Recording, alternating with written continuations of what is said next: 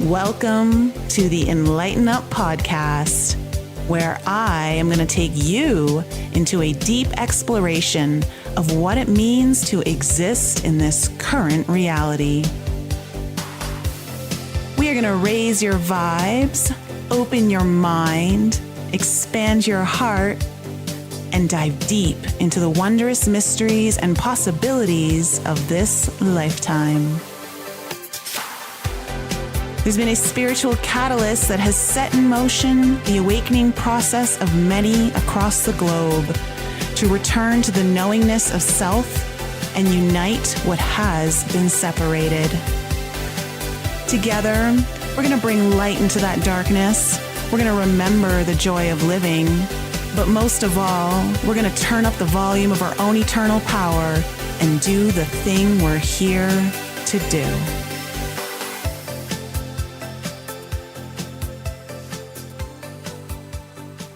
Hello, everyone. Welcome back to the Enlighten Up podcast. I hope you're all doing very well. We are just a day away from entering into 2026, about to leave the year 2025 behind. I have to say 2025 looks much better in my rearview mirror as opposed to looking at it through the windshield. So I am very happy to see it go, although I am grateful for all the lessons that it has blessed me with. Mary is, of course, here today to talk to you guys about the full moon in Cancer that we have on the 3rd this Saturday, very early in the morning. We will be having this full moon in Cancer. And of course, who better than our favorite astrologist, Mary Dusina, to share that. Mary, welcome back to the show. How your holidays been?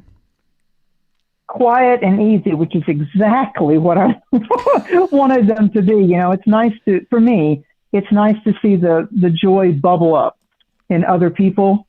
You know, for that, when I think about holidays and birthdays, my gift is knowing that they got that soft moment or they got some kind of, you know, turned the corners of their mouth up. You know, instead of the stress, oh my gosh, I got to make this deadline, I got to get this work done. I'm supposed to be in the mood for the holidays and I'm not feeling the ho, ho, ho, where did it go? That's what I keep hearing from people, that there's a little bit of a pressure, feeling the pressure of what holiday, some societal definition of what holidays should be. And of course, you and I both know, Nicole, from clients, that sometimes people feel the pressure of the whole family table, the relative dynamic. Of course, that starts for a lot of people in the American Thanksgiving. I mean, people kind of combine those in the Americas with, oh, here comes Thanksgiving expectations, and then we've got Christmas. So most of the time, I think children kind of lean into what the elders want them to do. Even children in their 20s and 30s are kind of trying to figure out, am I going to mom's or dad's? And you've got as one guy said to me today, he goes, well, my parents have been divorced since I was 2. And he said, so, you know, he did his hands easily. And he goes, so there's there, and there's here, and there's there. And he goes, and he looks at me and he goes, and then I hope that I can keep my eyebrows down when I'm at all these houses, that their old stuff doesn't come up. And I said, wow, you came right out of the cuff saying, well, my parents were divorced when I was 2. I mean, the first sentence. So I think the point I want to make with everybody is that this time, and when you're in this country and you kind of look at these traditional family holidays, the gatherings of the closest of our tribe, Hanukkah, Kwanzaa, you know, not so much New Year's, not so much July 4th, but or Halloween, but sometimes Easter. But when you get into these holidays of like the family meal, the family table, the expectations, the traditions, I feel like that a lot of times when people go, oh, hope it goes okay this year without drama, is no matter what biological age we are, the family of origin psychologically, the family of origin astrologically. And then we have all these Capricorn planets going on. And if you think about Capricorn and Saturnian, you know, the patriarchal, the father figure, the CEO, who's in charge here? And we grow from that tender, innocent little lamb of a child into who is my authority? Is it a foster home? Did my dad take the lead? Were both parents there? Who did I tend to feel safest around, if anybody? So there's that paternal father figure.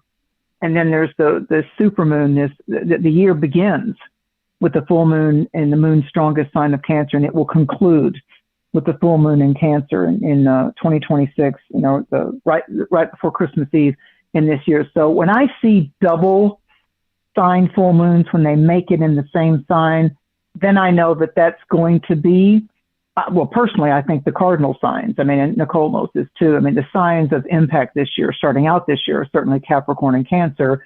And then we start shifting into that Aries and its opposite sign, Libra, with all these planetary changes. Then come spring, going into summer with Uranus going into Gemini, then we're going to start doing the mutable signs. But right now, it's mommy, daddy. What kind of mommy, daddy did we have? What kind of mommy, daddy did we accept or wish for? How do I nurture myself?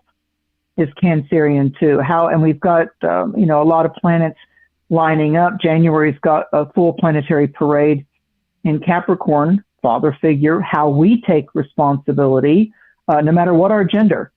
How do we respect authority? How do we, as I said on my new moon podcast on Lighting the Void, I said, a higher elevation of discipline. Saturn requires due diligence and discipline. A higher word or a higher echelon or quality of when we apply dedicated discipline is when we are devoted.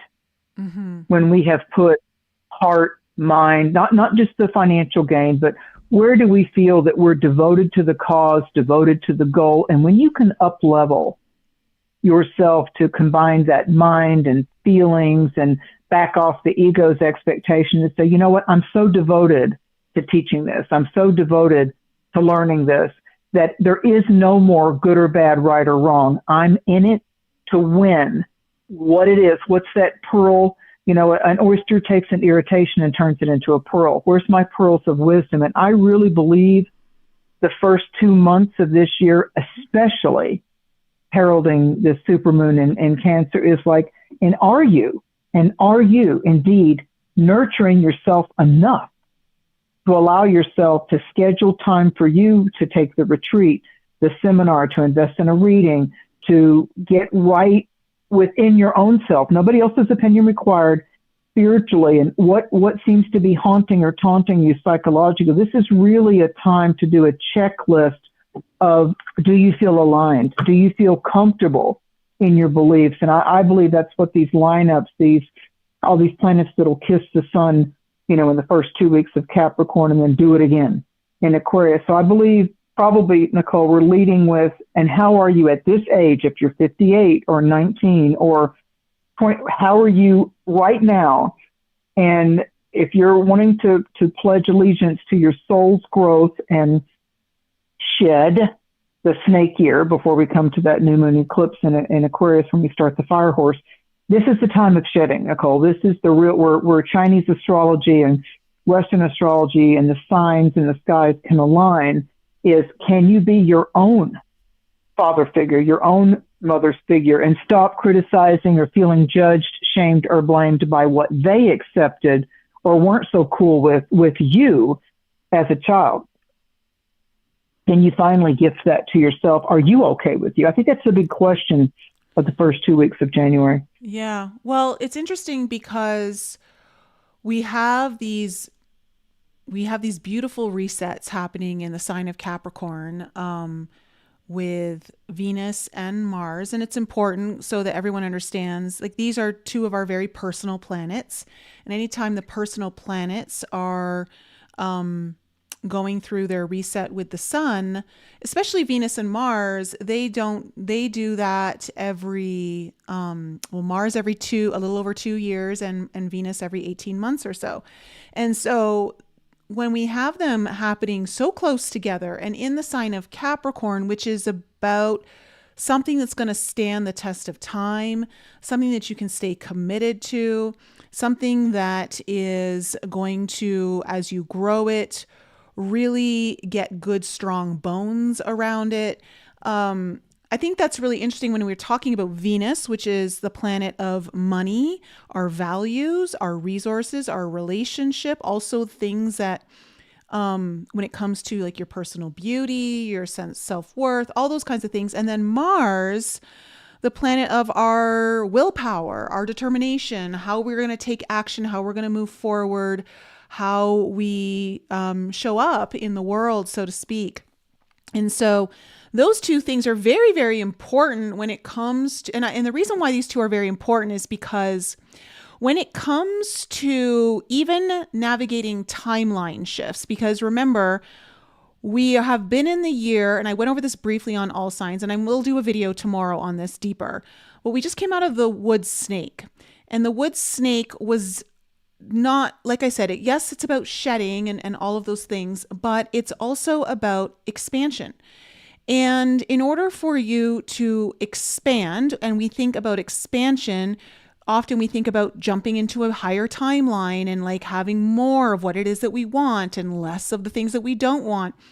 And in order to do that, you have to be very aligned with what you value today versus what you used to value in the past. And so when we're looking at a reset with Venus, our values, it's very important to know what your values are, because when you're navigating timelines, that kind of transition phase, because you can jump into a timeline but still navigate like a fluctuation where you're still kind of hovering between two, right?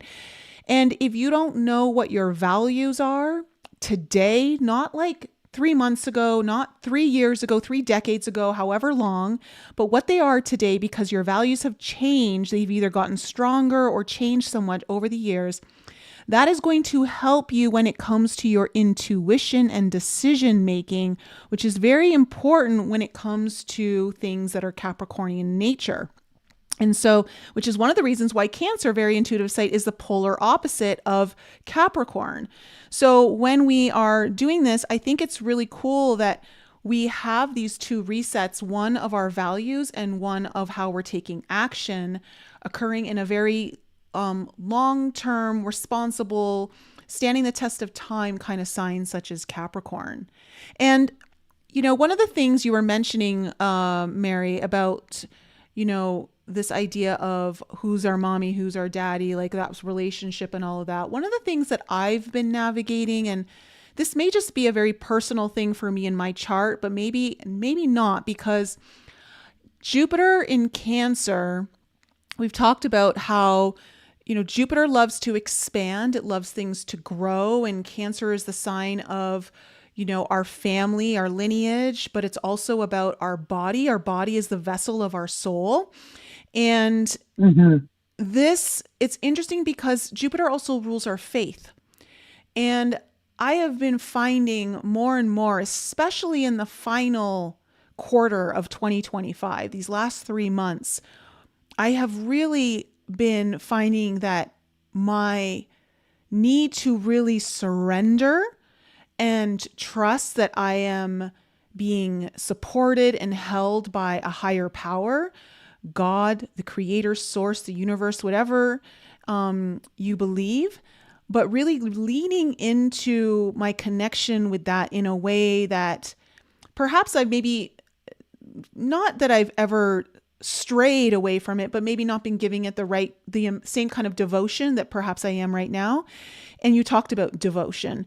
And I'm just finding that, especially when you're going through major changes, which 2025 was a year of major change, that without that connection, without really leaning into that higher power, it's very difficult to navigate these certain things. And so for me, it's like God is my support system, my teacher, my protector, like all of these things that are very Capricorn Cancer in nature, where Jupiter is really affecting that axis. Absolutely. And you've got, I think, for beginning all the way through to uber advanced astrologers, I think when we communicate effectively and use the art, astrology is a toolkit. And I've always said that psychology and astrology to me are soft sciences. They have energy effectiveness, but I don't need to analytically prove them to anyone. My suggestion always for someone is, when we need tools, it's nice to have the right tools.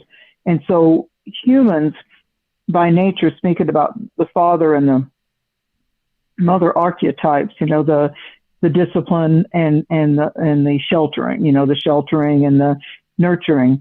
I kept getting this psychic vision Nicole, last couple of days when I was just allowing the, as you say, the surrender, which in the tarot deck, it's number 12, it's the hangman, surrendering, the person's putting the Pisces, the feet upward toward the heavens. It's not, that card sounds scary, but that card, they're not hanging by their neck. They're surrendering and putting our normal human temple feet on our biological mother. I always call Earth my biological mother because she even financed my mother that had me. So I see definitely the Father Sky, like the indigenous cultures do, Father Sky, the heavens, the above world, and I see the biological Mother Earth in our Milky Way, Mother's Milk, Milky Way galaxy. So we've got a thing going on right now where what is, as she was saying with Venus and the values, Mercury goes into Capricorn New Year's Day. And so there's a sense of, as she was saying, the personal planets, they're heliocentric. They're lined up with the sun, Venus, our values, as she said, and Mars, our motivations or our madness. And Venus can be our values or our vanity. So I try to keep, that type of a frame in it. It's personal. It's real personal. And you get the moon. It's not just a full moon. It's a super moon. And it's in the sign. Here, we're going to talk signs again. It's in the sign that the moon is strongest in. Like Jupiter right now in Cancer, which is the sign for the moon, is exalted. It's happy. It's well placed, as they say, in the sign of Cancer. So we're coming into this particular first moon cycle. The moon being, to me, very yin, very yin. It's our grandmother. It's our mother. It's got to do with, that whole, more than the labor process, the actual birth. What is the birth? What's the beginning? 2026 is all about these 0 point, world 0 point births. It's a 0 point for our zodiac chronological order when Saturn and Neptune bounce back into Aries. Our first eclipse coming up in mid-February. We've got these lineups of Saturn and Neptune in the first sign of the zodiac, Aries. So we are not just reinventing ourselves now. I believe until we get to that Chinese New Year eclipse energy in mid-February, I feel like it's about who am I anyway, and who am I who I want to be.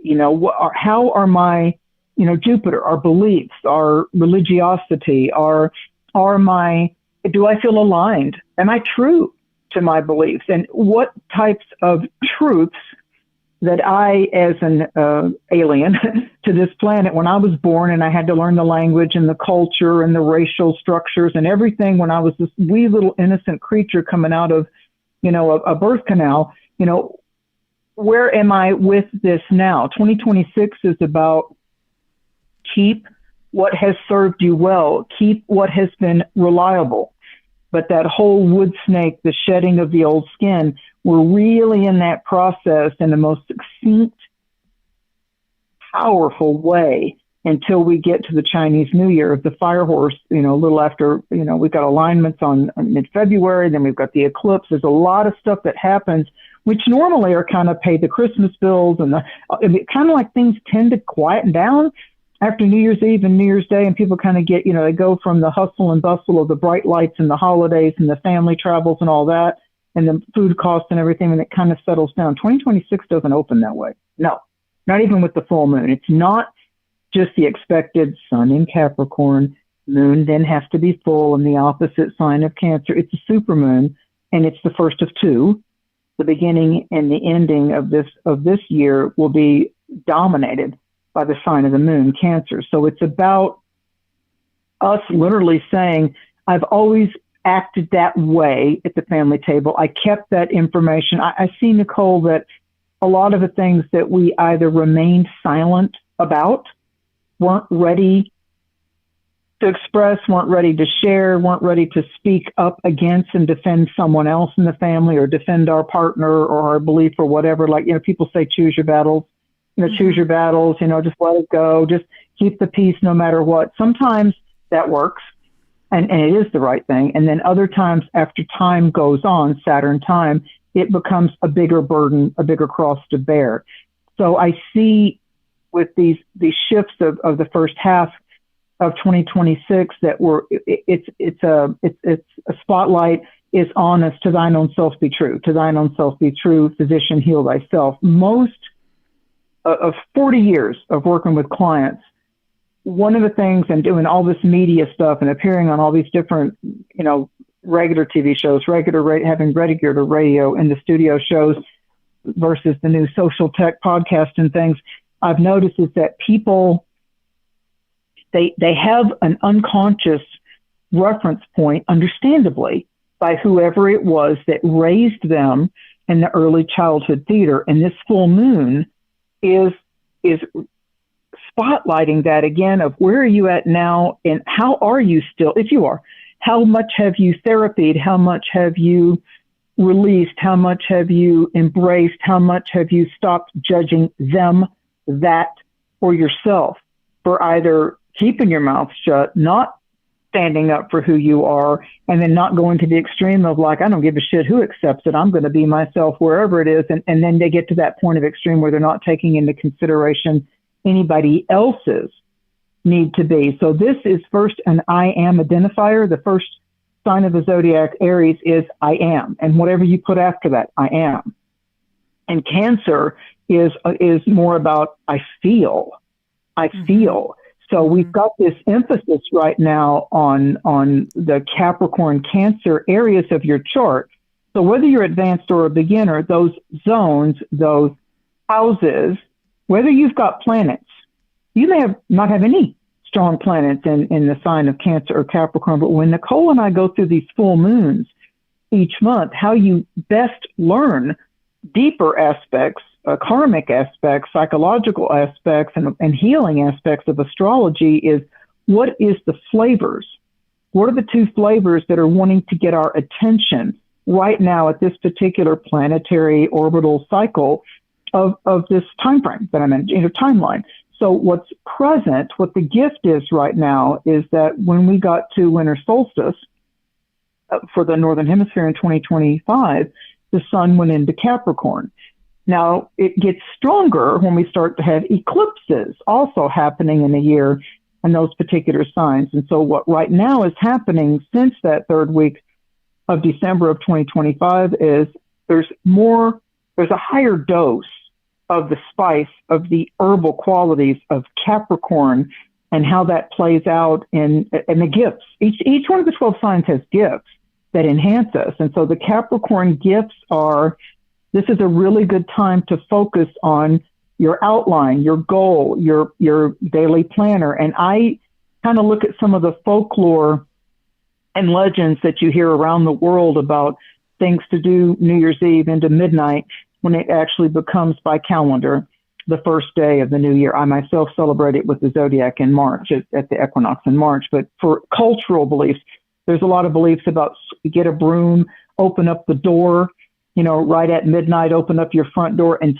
sweep outward, you're sweeping outward anything that was right there by the threshold, because let light dominate in your world. Other cultures say go run water, whether that's a bath or you just run your hands underwater or take a drink and cheer the new year, like the toast that people do. It's because in the liquid element, which goes into the organs, which goes into the body, quenches a thirst, refreshes, with a taste. This is where you're actually working with the elements of air and fire and earth and water, the earth being your body. And so this has a lot to, or opening up the physical front door. Some other cultures say knock on wood, knock 3 times on wood. So you are announcing to spirit and to the great I am that you are willing, by your own knocking of your human hand onto some wood, that you're knocking on something earthy, something tangible, wood often made from trees, that, the antenna to spirit, the trees, that you're allowing yourself to be rooted in prosperity, that you're actually doing the clarion call and summoning. So, and I think as Nicole and I were talking about, when these planets are heavier, stronger, more lining up in one particular spice called Capricorn right now. Once we get to mid-month, they're gonna align close to the sun in the sign of Aquarius. So right now, instead of like jumping ahead with the whole year, if you'll focus on how these spices of Cancer, the ocean crab and Capricorn, Father Time, the mother, vibration, the grandmother, the great aunt, the older sister, the feminine, the wisdom keepers of the feminine, and how they affected your life early on and how you've grown from that. And maybe what you had to reject, what you had to say no to as a toxic aspect of a grandmother or an older sister or even your mother. To say, she is who she is, but I'm not going to do that toxic thing that she does that seems to give her an escape. That's not going to work for me, and I'm probably going to get her condemning eyes, or I'm probably going to at least hear from her. Don't you judge me if I drink too much. Don't you judge me if I'm addicted to that prescription. At some point, the child in you has to take that Capricorn Cancer dynamic of this is the plus column of whatever I experience. Let's not judge it. These seem to be the positive or the pluses that I got from my experience with father figures. If you didn't have just one, a lot of people have stepfathers or orphanages or foster homes or people that stepped in. Who seemed to be the father figure that I was able to resonate with, that I was able to take the best qualities from? And this full moon being aligned with that which expands, as Nicole said, Jupiter. What's expanding in you that sometimes when we've come from rougher beginnings, we don't put two and two together, that we're also now in a subconscious psychological habit of not scheduling nurturement for ourselves, not making it a priority, that it's okay, that we're still doing something. I often say this to my clients, you're still doing a lot if you schedule some time that you don't have to do anything. Yeah. And how much are you allowing yourself to rest? Yeah. And to that point, that where you were saying, Aries was the I am and Cancer is the I feel. One of the things that I think is so important, because as we have this full moon in Cancer followed by the resets of both Venus and Mars, as well as Venus and Mars coming together in their own cycle in the sign of Capricorn, that this is Capricorn is all about what are you ready to build? What is it that you want to be your legacy, right? And we're heading into a new year where the energy is very fresh of okay, this year, what is it that you really want to make as some of the definitives of your 2026? This is what I really want to go after. This is what I really want to achieve. This is why we have this Capricorn energy at the beginning of the year. But when you bring in the Cancer element of I feel, why this is important is because there's so many times where we can get in our head of where we're thinking, you know what, I want this and this and this, and this is what I want my timeline to look like, and this is the timeline I want to be in. And you can have all of these ideas, and you can have a schedule, and you can have a list of actions that you're going to take and whatever. But when you actually go to do it, how does your body feel when it does that? Because Jupiter in Cancer is bringing a lot of awareness to our body and how it's responding to us wanting to grow, wanting to change, wanting to expand. And oftentimes, because of our past patterning, the body's going to revolt and say, no, this does not feel safe. This does not feel good because I don't know where this is taking me. We're not familiar in this territory. So it might be exciting at first, and then all of a sudden, all of the little things can come in but what if we fail? And what if this happens? And what if you don't make enough money? And what if the partner decides to leave you? Or what if all these different things can start to kind of creep in where the body's no, just go back to what you know. Just go back to what is safe. You won't be growing, but at least we know we're not going to fall flat on our face, or we're not going to, whatever the fears may arise. And so, this is one of the reasons why I was so guided to launch Becoming the Medicine. Mary, I have an online retreat I'm starting on January 7th called Becoming the Medicine. And one of the reasons I'm doing this is because this is going to help people really drop into the space of their body as they're calling in these higher timelines. And as you're preparing for embodying those timelines, you're also teaching the body how to hold the frequency of the medicine, where you don't have to take the plant medicine to have the frequency resonating throughout your entire body. And the reason why this is important is because anyone who's done ayahuasca, mushrooms, peyote, any kind of psychedelic, okay, when you are in these states, you feel so relaxed, right? You have surrendered. All of the resistance of the body has been overcome. And now you are free and clear to look at everything that your body wasn't feeling safe enough to look at. And this is what allows for a lot of the rewiring to start to occur in that level. And so if any of you are really wanting to learn how to hold that frequency in your body, we're going to be doing that through preparing, through shamanically, through ceremony and invocations, and then have 2 very different journeys that you'll be guided through online with music and everything for a couple of hours, where I'm going to teach you how to meet the frequency of the medicine and hold it so that your body can learn how to expand with your vision, how your body can hold the frequencies of the higher timelines that you so much want to be stepping into and stay in. So that is starting on January 7th for any of you who are interested. And I've left the link in the show notes below. But I think that that's really important. And I feel like this full moon, Mary, is bringing that up because when we look at full moons and we're looking at the polarity of both the moon and Jupiter in Cancer and then Mars, Venus, and the sun in Capricorn, we're looking at a balancing act, right? We're looking at, okay, how do I put concrete around the things that I want and I desire, I want for myself. They hold a lot of value for me, but also I want to go after them. Remember, the sun is about your purpose. It's about like your identity and all of those things. And so how do you build structure and bones around there that your body can also get on board with and also stay here with you? Because remember, the body is your vessel in this life. It's the one that's either going to take you into it or hold you back. And so I think there's this really beautiful dance within this particular alignment because the moon is in a harmonious aspect to the North Node.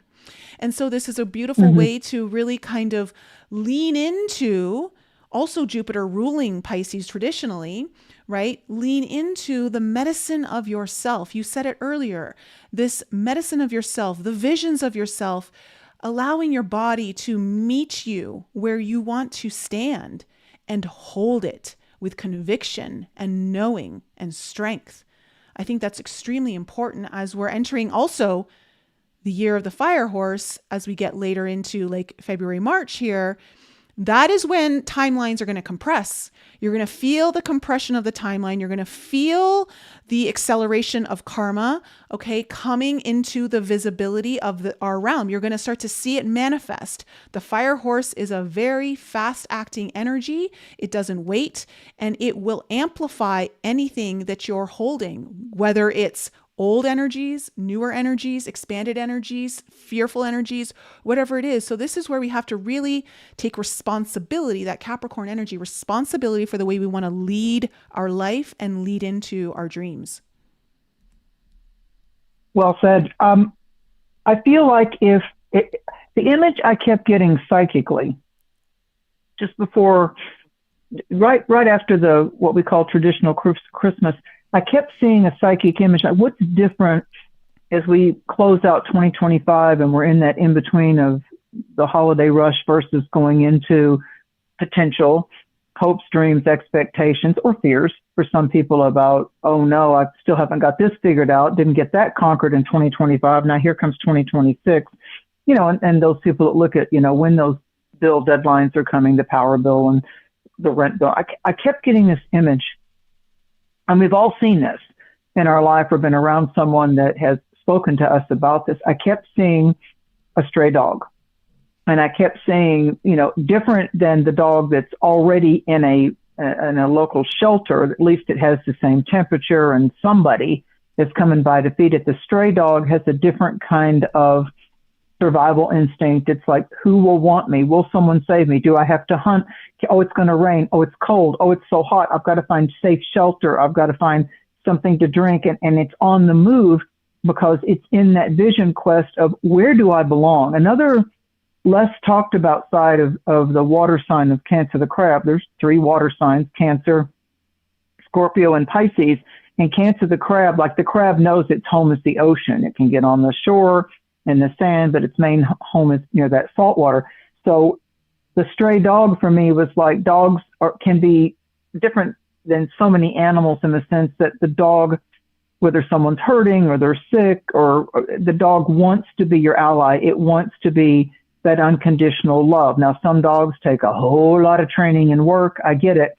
But once the dog chooses you, once you choose the dog, then it becomes like, we got this. The dog has that enthusiasm. And dogs like wake up, unless there's something wrong with them, just by nature, dogs wake up happy.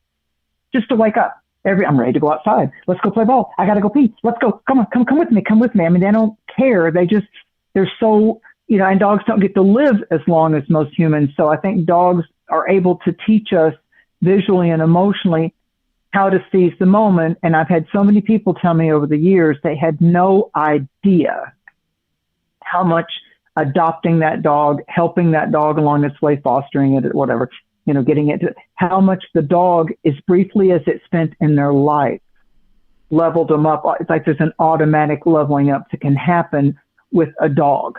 And there's something about its magical energy that it's a mirror to you. It really mirrors you back to you, like, it's okay. I like you anyway. You may hit me. I may come back with my tail between my legs because you got frustrated or you yelled at me, but I'm still glad to be with you. So all those things that tend to cause us concern of being judged or rejected, any of the water signs, underneath that surface, there's that fear of being rejected. And a lot of times with the Cancerian zodiac sign, we tend to even sensually or in a new attraction, sometimes we'll do things unconsciously that actually come out as actions to test a person or blaze the passion flame really bright, like, oh, they won't turn me down. Look at how I can make love with them, and look at how I can make them. We're like leaning in to work really hard. We're bursting. We're leaning in to make sure that they really see how good we are for them. And so sometimes we're not always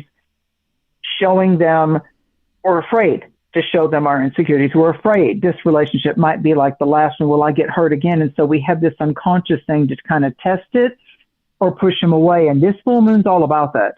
This full moon is, with Mercury coming into this, because Mercury, our great communicator, right after Christmas going into New Year's Day, Mercury was at the galactic center at 26 degrees of Sag, its weakest sign. And it was squaring off with Saturn, the ruler that we're in right now. And so the Sag Pisces thing was happening about, it's time for me to let go of that old script in my own head too. So I feel that the stray dog was one of my psychic symbols of like, how would you shelter? Would you give some food or some water, or would you post it on social media? Hey, I saw the dog running down the road. Are you looking for this? Or go to those sites? How would you either help the stray dog, or what would you hope for if you were all of a sudden homeless, or the stray dog, or the veteran in need, or the older person that feels ignored, or the baby that doesn't want to take the nap so it cries. So it's that vulnerability of like the little baby that doesn't know our language yet on this planet. It will cry when it needs its diaper change, or it'll scream when it feels like it's got a tummy. It doesn't know the language. And so those kind of things, although they can be frustrating, scary, and stressful, start to teach us with a baby or a puppy or an older person or someone that doesn't speak our native tongue, that starts to enforce our telepathy. It starts to teach us how to communicate with our higher frequencies, our emotions. And I don't think we can get past the first part of coming into January 2026. I found that it might help to write it down. It's been proven, and they're even talking about it again in quantum entanglement. It's been proven by people that get all the sheepskin degrees and everything. It's been proven that when we write something down, we are engaging the conscious mind. As the mind is busy doing, it picks up the pen, we're writing something down. That's where all the vision boards and treasure chests and manifestation things all came from that were so hot in the early 90s when New Age teachers and people were working with that. The drawing of the circle, the putting the elements. But when we write it down, our subconscious, which is our recorder, it records everything, including everything we went through in that early childhood theater. So we write it down. The subconscious is reading it as we write it, correcting any words. And then when you speak it out loud, once you've scripted it and then you read it out loud, you are combining the power of the subconscious and the conscious mind to help do a weaving, magically, a weaving psychologically of declaration. You get to feel, how do I feel when I say this? Do I believe it? If I write down my main wish for the first part of 2026 and I write it down and I put my hand over my heart and I say it out loud, and I do that for just the first 7 days of the new year. I start New Year's Eve and I say it for 7 days. You're programming it into manifestation because the subconscious doesn't judge. It records everything. It records everything. And in that, I would add this piece, Nicole, that when we're really serious about healing and moving forward, come late February, spring, it's on like Donkey Kong, as they say. We are moving forward. It's like the old game, hide and go seek. You know, you're it. There's no place to hide anymore. That's it. You're it. You're on. Spotlight's on you. So when you're really serious about healing, there's a little exercise you can do with yourself, and it's free if you'll just discipline yourself to take the time.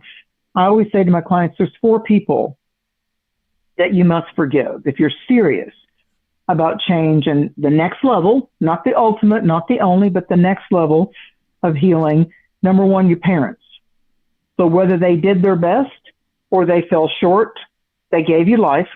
So in your consciousness, you thank them for what they were able to offer, then you release the rest. This is all about that wood snake shedding. The second, the ones that you've loved. So the people who didn't stay, you wish them peace in your meditation and your prayers. You wish them healing, but you stop, key point, and here's the Capricorn, you stop reopening doors. Life already closed. If it got slammed shut, if they didn't treat you right, if there was any kind of abusive dynamic going on between you or them, or over control, or you stayed with them because you knew it was crappy, but at least, as Nicole said earlier, yeah, it's not what I want, but at least I can predict it. It might be scary out there. So number 1, your parents. Number 2, the ones you once loved and held expectations over, because we do. You love me, you'd do this. If you love me, you'd buy this. If you love me, you wouldn't do that. We do that crap. Number 3, everyone else who hurt you. Everyone else who hurt you, because the friend, the stranger, the rude person in traffic, in the store, the mechanic, people that let you down. Forgiveness doesn't always require an apology. Forgiveness, forgiving, giving it up, forgiving it, letting it go. Forgiveness does not always require an apology. It requires your peace. So if I wipe the slate clean, if you wipe the slate clean, you're not doing it for them. You're doing it for you. You're releasing yourself from that entangled web of frustration and rejection and resentment and how dare you, and I expected more from you. Got a lot of that from our parents. Yeah. Then we get it in relationships. And the 4th is you got to forgive yourself. And as Nicole was talking about with retreats or plant medicines or fire ceremonies or indigenous cultural dynamics, that we can visually do something different than what we grew up with our church, or when we can actually get in there and boots on the ground. That's Saturn, that's Capricorn, actually participate in something that is out of our normal, made mistakes, that didn't know better. So you were innocent again. You were still learning. So you can't carry the past forever. And this is now. And so I'll finish with, forgiveness is not weakness. It's freedom. And you cannot fully move forward if you're still dragging everything or everyone behind you, that you're saying, well, I'm this way because of that. And I was going to do this, but it didn't come true. And so that's to blame, or this is to blame. And so to Nicole's point, like she chose to do her online retreat on a very auspicious time that we wizards, we star lookers know about. So she's doing this online retreat on that's Orthodox Christmas, like Coptic or Greek, and Venus values values and being able to grow past and shed the skin of victim in your romantic or your financial scenarios. Venus is Kazimi in Capricorn. So Kazimi comes from an Arabic word that means kisses the face of the sun, kisses the sun, or crosses the face of the sun. So that's a very auspicious time for us to value ourselves, however you do it, over the 7th through the 9th of January, because in those 2 days, Venus and Mars, our very personal planets, will both be Kazimi in the sign of Capricorn. Capricorn admires how you're willing to put your boots on the ground and build it, to get that foundation, to get a steady base of reference. And so whatever we're doing, Nicole and I are pointing out, she's participating in a retreat for you online to help you with this. But the 7th through the 9th of January in 2026, different than last year or 2024. Like the last time we did a lot of these dynamics, even with Saturn in Aries, was 1988 and 1989. So astrologers look at when did this happen before, what was different then. So I would say that the 7th through the 9th of January is really good to get stronger, positive, healing results than any other time in January. And we might have a little bit of that scab picked or that wound opened over I saw January 11th and 12th as being kind of intense days. And then once we get to the 22nd and 23rd of January, before we get to that 28 degree, when we get to that between the 18th of January, when we get that 28 degree Capricorn, Saturn comes into control, then we're also going to start the shift of the Kazimis into Aquarius. So it lightens up when we get to the 22nd, 23rd of January, but I promise you, everything I base my metaphysical, my intuitive, certainly my astrological skill sets, the more that you pay attention to the first 9 days of January in 2026, you've got the bloom of this maternal moon happening over the 2nd and 3rd of January. And then boom, Venus comes in, the goddess of beauty and love and everything personal that you would ever want to dream of. Cinderella, the shoe fits Cinderella, and you win the prize, you won the race, you got the lottery ticket. Venus is saying to you, do you actually know you're worth it? Do you actually celebrate your worth? I mean, what energy is currency. So however Nicole and I and you invest your time and spend your time and your money into whatever or whomever you already know in your soul and in your heart, you already have an instinct. She helps me. That was good for me, what he taught me. It's good for me to be around this person. I don't feel torn down, nor can I dominate them with my stuff. So Capricorn is about, how many times have you told that same story? You're going to repeat it again to a new audience. How many times you're going to use that as your cane or your crutch instead of finally healing? So I just keep getting this really strong psychic sense that we're both the stray dog, the dog that gets rescued, adopted. It's like we're finding a different way to be truly one with ourselves and at home with ourselves. I believe, instead of people going, oh my God, it's Saturn, it's the crappiest planet in astrology, oh, I got to face my... No, I feel like Saturn now is saying, I'm right here, you're right here, I'm listening. I think the teachers are coming out, the instructors, these are old terms, but like the soul coaches, the attaboy, attagirl, you can do it, the encouragement cheerleaders. These are the people you want around you to help you kind of line up to get to the starting gate of the race that's going to, trust me, take off mid-February on into the end of March. This is the most dynamic time that any of us have experienced in 29 to 30 years. That's the Saturn cycle. It takes Saturn that long to go through all 12 signs. It's arriving at the first sign when we get into these we get into the latter part of January. Then they align, on February 13th, there's Saturn and Neptune in Aries at the world point, the 0 point. So we're going to be fighting for what we believe in. And that fight might be a fight with ourselves. Aries is the I am. What are you really, when you say, I'm sick and tired of this, what are you so tired of that it's making you sick? And when will you release yourself from just saying that mantra and saying those words, because that's coming from your subconscious, that's coming from your inner child, and then society's rules. Because the inner child, when a little toddler says no and they want to throw a fit, they don't give a damn. If they're in a restaurant and their parents are getting embarrassed, they just scream. So I would say that Aries is that raw, primal fire. And so we've got Mars in a very productive. Mars is okay in Capricorn too. So Mars is like, build it. They will come. Believe it. You got to believe it yourself. You got to apply the discipline. You've got to realize that in some areas we're all weak. In some areas we all could use a little more dedication and discipline. And I'm just suggesting with this particular full moon in this show that if we can take it to the level of, you know what, I'm devoted to heal. I'm going to pay deeper attention. What is my devotion? Where do I feel that spirit strengthens me? And where do I feel like my vision is otherworldly? And what is my spiritual anchor? And when I plug into it, what is it that gets me through it every time, whether I've got zero balance at the bank and a bill is due? It's like, what starts to fuel my faith? And I say this a lot to people, especially at a crisis point. Faith and fear both require us to believe in something that we don't quite know the answer to yet. We can get as scared as we want to. It won't necessarily change it by the next day unless we go to overwhelm or maximum anxiety. So Cancer is a crab.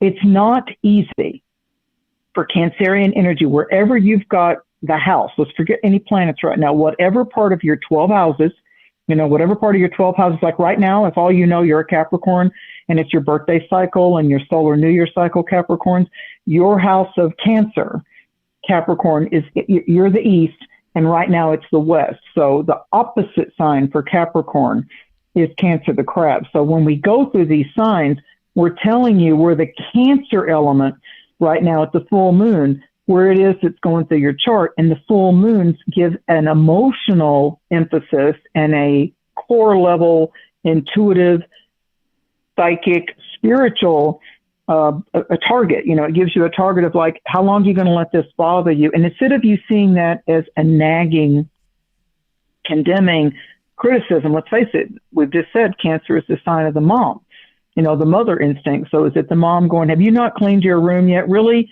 How long why do I have to tell you to take a bath? Why do I have to remind you to floss and brush your teeth?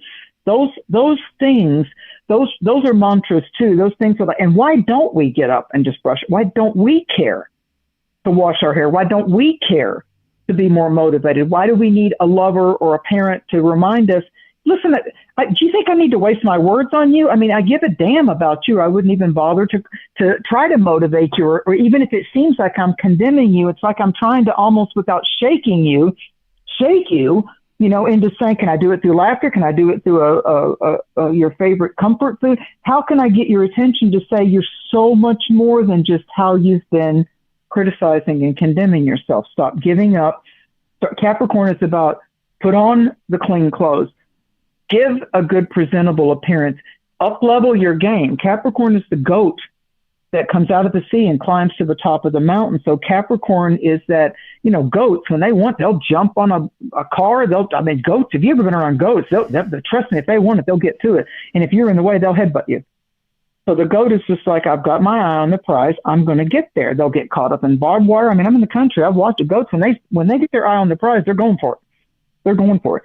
So the Capricorn cycle every year, the houses in your chart right now, full moons are always opposite where the sun is. So right now, the bigger emphasis, Nicole and I talk about full moons, but the bigger emphasis right now is this planetary parade in Capricorn saying, okay, you're the father figure now to you. Okay, the full moon's in Cancer. You're the grandmother. What's the best?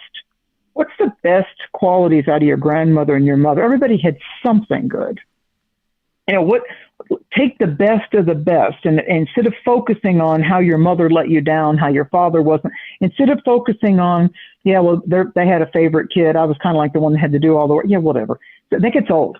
I mean, can I tell you how old it is to your own psychological self? Your subconscious is like, all I keep doing is just serving up the same recipe, the same soup, whenever they get to a challenge or a crisis point. And Saturn's saying, you don't have to just always categorize yourself or park your car in that same spot. How do you want to move the vehicle of your consciousness? How do you want to move the majesty of your discipline and your emotions and your faith factors? How do you want to? Mercury went into Capricorn on January 1st. full moon, super moon in Cancer, 2nd, 3rd of January. But it's not just those 2 days. It builds. You know, when you get into astrology, you realize when you got a super moon, it just naturally runs over those 3 days when it's waxing exact and just starting to wane. So the 1st to the 3rd of January, yeah, that super moon's up there and it's strong. In 2 weeks, we have a new moon. So the full moon brings to light, this full moon here is bringing a spotlight on what's not working that we had our hearts set on back on December 19th of 2025 when there was a new moon that was happening. So now, 2 weeks after a new moon is always a full moon. It's those 14-day cycles. Moon cycles are like 28 and a half days kind of a thing. The moon moves the fastest. It's the fastest moving celestial satellite, and it's our feelings. And this one is in Cancer, and the moon rules the sign of Cancer. So we need to look at, where am I a child? Where do I need to be nurtured? Where could I see some more discipline that's necessary? And I just feel as we get to that point of when Venus pops into Aquarius, and before we get to the next, over the 17th of January, and before we get to the next new moon at the last degrees of the father figure sign of Capricorn on the 18th and 19th, right around in there, and the sun pops into visionary, futuristic, I'm going to try this. We've got the Aquarius and the Aries stuff coming up in the February, March thing. So it's personal. Like when you see on these social profile things, when you go on Facebook or Instagram, it's personal. It's personal. It's private. It's personal. This is an invigoration of the most private and personal aspects of ourselves and that inner mirror. I may not talk about it, but how am I judging me? I may not talk about it, but where do I feel like a failure? I may not talk about it, but where do I know already that I could do more, that I could do better? So let's just remove the blaming and the shaming. That always happens to me that way. That happens for somebody else, but let's get rid of that. Let's start getting rid of that dialogue because it's like old news. And let's start getting a little innovative because 2026 by February is going to be innovative. It's going to be rapid fire. And it's like our life's change. So everything we've been kind of stagnant with, bored with since 2022, especially now this is the gas pedal that's coming up. This is the gas pedal. We're moving from an emphasis really since Uranus went into the earth sign. Wasn't it 2011? I think Uranus went into Taurus. It stays in a sign 7 years, so maybe it's 2018. So 2018. So when Uranus went in, that's a long time, 7 years, and it's going to shift into the sign of Gemini. So any Gemini or Sagittarius that once we get into those kind of energies, once we get to the Uranus shifting into Gemini and then going Cazimi with the sun over May 23rd of this year, it's just like, if I even said do you remember, the show? You go back and play Nicole's show there with Nicole and Mary at the end of December there, going into the January 3rd. It'll be already like a whole year has passed. So your optimal move, the reason astrologers interpret and delineate things for you is our job as star seers is to say to you, in the divine timing, your best favorite at this time. Astrology isn't about bringing you down. There's nothing you can do. The planets are controlling you. No. It's a toolbox. So right now, the tools that are most effective are you doing an excavation of yourself, you doing an honest analysis of yourself, and the Saturnian factor of just giving up because you're criticizing yourself. I haven't lost the weight I want. I'm too thin. My hair, forget all that. That's not what I'm asking you to do. I'm asking you to start with the plus column. I'm asking you to pat yourself on the back at how far you've come, what you survived. Some of the stuff we just survived. Some of the stuff we survived, we didn't thrive. We're just damn glad we got through it, whether that was dragging your butt through college or you hated the job, but you stayed anyway, type of a thing. You had to do optimal planning. That's Saturn. So if you'll just right now not jump ahead of yourself and get so ADHD impatient and look at what is the Capricorn part of my chart, the sun, the great star of the galaxy that I live in, keep it simple, the sun is favoring and highlighting one sign right now, Capricorn, until we get to the 19th of January. Where do I have Capricorn in my personal star map? Where's my Capricorn?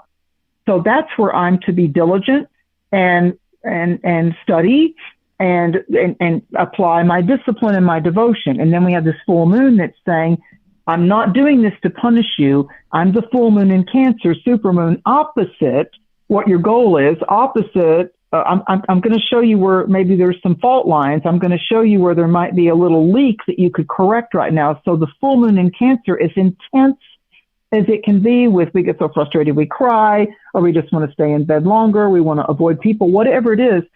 We're asking you that it isn't about other people right now having the answers for you. You can do a seminar on January 7th. You can read your Bible. You can do meditation. You can tune into these podcasts. You can do all of that. And there might be that one glimmer of light, that insight, that pearl of wisdom that literally you sit there and you go, oh my God, I never heard it that way before. I never looked at it that way before. That's where Saturn can bless you. We go along in life as survivors, and then when someone else comes along to be that inspirational catalyst, it's just like we shift what archetype we're in. We're no longer a soldier of fortune. We shift to the healed, the warrior of light, the one that says, wow, that person really helped me. I'm going to pay that forward. Somehow I'm going to pay that forward. I don't care if I sell fruits and vegetables on a stand. There's going to be people that I'm going to tithe some fruits and vegetables because our souls were in sync, type of thing. So it's good for us to give. It's good for us to give, but it's also good for us to give to ourselves so that we fill up our own energy tanks so that we are better able for the divine, for spirit, for the angels, for God Almighty to be able to allow us to be divine antennas to make this place a better place. Because we're all here in this incarnation anyway. We're just helping each other home. You've seen the meme. We're all just walking each other home. So This is about stopping and pausing on the path and saying, okay, this is my path. We're calling it the end of 2025 and the beginning of 2026. How am I doing with me right now? What do I feel like I need more rest with? What do I feel like I would benefit by just stop complaining and go do something different? The book, the retreat, the course, the really listening to your podcast and writing, doing some journaling. That's my suggestions. And use that archetype of the stray dog.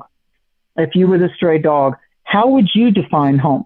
How would you define home that would be peaceful for you if you were the stray dog? If you were the dog chained to a tree and someone came along, abandoned, chained to a tree, you weren't even able to run as a stray dog, and somebody comes, oh my God, is that dog chained to a tree? That's called fate. That's called fate. What was it that put into motion that man or that woman that rescued you from the ditch or the tree, or stopped their car and pulled over and fed you and said, I can't adopt you, dog, but Lord God, here's some water and here's some food. I'm going to make a difference. This is the year. First 2 months of this year, got to make a difference with yourself. That's my advice, Nicole. We got to make a difference with ourselves. We've got to see the proofs in the pudding, so to speak, and then we take action to where we want to actually mow the grass, plant the garden, move our physical body, close that door and open up this door, because although people have closed doors on us, although we've been, hesitant to close certain doors of jobs or people or places, this is a year of doors opening. So if the doors are going to open and we're going to walk through them, we got to take our foot out of the door of the past. Yes. Absolutely. Yeah. And people get stuck, Nicole. They get stuck. It's like, well, I don't know. Can I prop the door open with my big toe, and I really don't have to close the other door yet? I've done it. I get it. I know. I think it's something that we, myself included, I've gotten caught here too. You don't realize sometimes how attached you are to the past, despite how much you're trying to leave it behind. As much as you want to jump into that future timeline that you are so convinced is so much better for you, which it undoubtedly likely is, we still have some weird attachment to holding on to the past. And again, it really just boils down to, it's because it's familiar. There's something soothing in what is familiar. And so it's like a security blanket, Yep. And so when you're thinking about, you look at this moon. Yeah, and then that's like, and so this full moon in Cancer can be emphasizing that for you. It's like, okay, what am I wanting to build? What is it that I want? What my visions, everything, my goals, how I'm going to reach my dreams, all the things that you're setting aside with that Mars in Cancer and the Sun and Venus, and soon Mercury's going to be there. Like all of those energies really wanting to build, and then like, but where's my safety, like what about what is it that I do know? And so this is where we kind of have to become the adult that is also knowing how do you soothe yourself without having to go back to past ways of feeling secure and safe and somehow soothed by what is familiar to you. You have to create new things that are going to be your security blanket, so to speak, that are not attached to your past, that are going to be part of your future. So I think that's going to be really important. And with all of that said, definitely want to jump into going sign by sign. But before we do, Mary, did you still want to do, like, maybe after we go through the signs, maybe just take a couple of questions from the audience in the live chat? Oh, absolutely. My Okay. pleasure. Absolutely. Absolutely. Okay. Absolutely. So what we're going to do, for all of those of you who are live right now on YouTube, if you're around and in the live chat, just drop some questions that you may have for Mary in the chat. And then once she's done going through the all signs, I'll go back and I'll pick a couple that we can do, and Mary will give her answers to that. Okay. So Mary, why don't you take it away, and I'll let you start wherever you want to. Thank you, honey. Well, we'll do Aries because it's easier for our beginning, wizards, our beginning people that are learning their chart to be able to have that security blanket of like, okay, I need it to go in order, please, so I can, be able to follow along with you guys, because I can't tell you how many times I've heard people say it's so overwhelming because you guys get going so fast. It's like it's so hard to get into the astrological until all of a sudden you start getting it, and it's almost like you got your foot on the gas pedal type of thing of knowledge. And if you've ever, like friends of mine have always said, oh my God, when you get in a room with an astrologer, it's like you guys are all excited and you're talking this strange language, because finally you're with someone that's in your wheelhouse, and we're sitting there going, so yeah. So it's like mechanics getting together, or, biologists getting together and talking about cellular structures. Yeah, we get it. We're a little weird, and we don't get to get our wizardness out a lot. So that's why sometimes astrologists go wee when they get together. So Aries, absolutely Aries, to me, you are the sign of the year, with the things that are happening. I mean, I was just trying to psychically, without studying anything, just like, what would be the tarot card for the year for Aries? And this is not Aries. When I give you these tarot cards, these are not the tarot cards associated with the signs that you study when you study tarot. I just wanted to meditate and what tarot card appeared to me for the sign as we begin this year. So there's a big difference. So with Aries, I saw the moon card. Interesting, because the moon normally does rule the sign of Cancer. And so I see for Aries, this is that year of personal power, not just this full moon. This is the year of personal power. This full moon is activating a very powerful area in your chart. It's hitting the fourth house. So the fourth house, or that bottom part of the chart, does bring up our early environment, our father figure, our mother figure. How was the home theater, Aries? And what Aries is shedding is the difficult aspects and memories and dynamics of that. Because really, in the long run, you realize that when you're a little kid, your parents were taller than you. Those people were bigger humans than you. But yeah, you learn as you get in your 20s and 30s, they didn't have it all figured out. They just did with whatever they had. And oh, by the way, they were influenced by their childhood theater too. So 2026 is strong for you, Aries. You got this Capricorn lineup for you is hitting the top of your chart. So you're not making excuses anymore. You're not going to let your fear factors talk you out of things. You're definitely not just going to put your big toe in the water. You're moving forward. So it's Jupiter in Cancer, the North Node, they're beginning to give a very positive stimulus for you. They're sparking momentum and leadership energy. It's leadership energy. It's like, I'm never going to know truly. I'm never going to know. I'm always going to be out there and just, I wonder what would have been, what might have been, unless I get out there and bust a move. So This is your time to take charge. Don't bully people. Don't override people. Keep your divine alignment in. I'm all about beginnings right now. And so therefore, if it's new for me, I could learn from them. So just because you're ready to be a pirate, or just because you're ready to be a Robin Hood and charge forth into the new adventure, doesn't mean you know it all. And Aries has to keep that in check. They learn something and they can say, well, this is the way I learned it, and that's the way it is. So your career breakthroughs and new opportunities, I feel, are 75% guaranteed, because there's going to be recognition that starts to happen early in the year, even though you may have doubted yourself. But remember, your opposite sign is Libra. So balance is the key. So Saturn moving into your sign, and it's not been there for like close to 29 years. So if you're old enough, Aries, look at 1988, 1989. It's reminding you to manage your energy and focus on sustainability, not just how fast you can learn it, not just how many sales you can make, not just how fast you can move out of where you're at because you've been unhappy for a while. And in love, I believe there's an emotional maturity that's happened within you now, Aries, and so that becomes your strength. So whether you're single or you're going to commit even deeper into your significant other, the stars are encouraging the strong Aries factors in your chart. Aries sun sign, Aries moon, it's more emotional for you. Aries ascendant rising sign.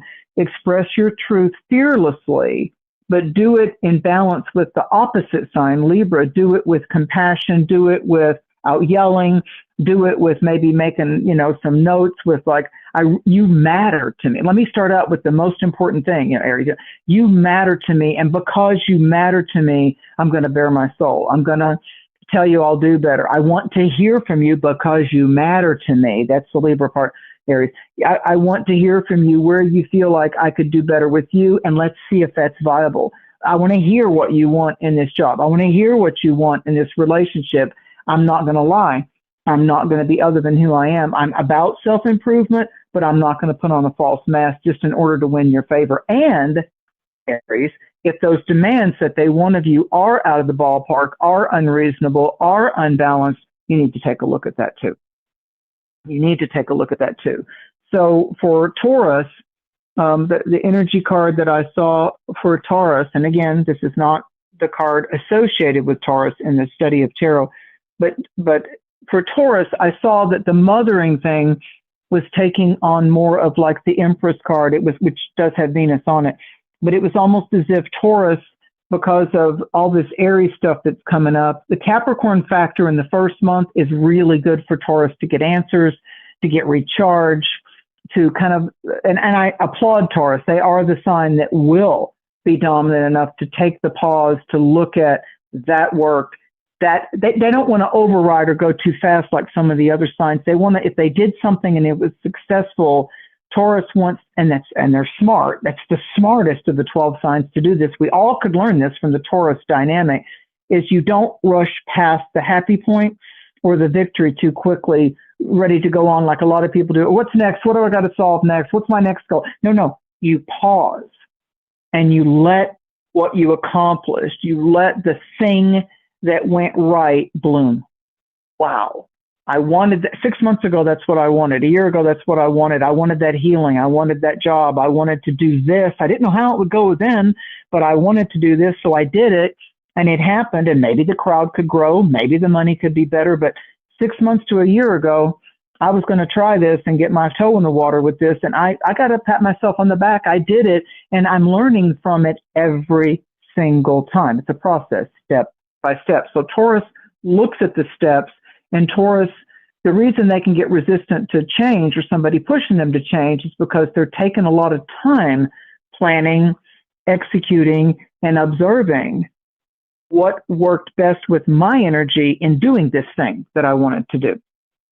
So Uranus continues to move through your sign until it bounces into your financial house of Gemini. So it's helping you look back, Taurus and Scorpio, to 2018. It's helping you look back and just realize, look at all the stuff I thought I wanted a certain way in 2018. Look at where I am now, 7 years later. And that will give you a comfort, Taurus, of like, even though I don't know all the steps right in front of me, I did okay. I did a garden. I made some moves. I changed some work. I used to be really insecure about that, and I conquered that. So I feel with Taurus right now, because they've been the sign that's had the planet of unexpected change and getting over nervousness and anxiety and different anxieties confronting Taurus over the last 7 years, I feel like that Venus is blessing your love life because what is shifting, but these changes are going to bring longer term rewards. So emotional security, which is also highlighted by a Cancer full moon, supermoon, Taurus and Cancer are the two signs that you will not push them to change. You will not. They're anchored because they know if I have stability, if that area of my life is predictable and stable, then I'm able to operate with creativity unmatched. Once I know I've got that, my mortgage is paid, I got my partnership thing to where I want it, then they only accelerate in creative magic when they have those things. I've got my family settled. So the year ends, 2025 ends, Taurus, with a great sense of clarification about who you are, number one.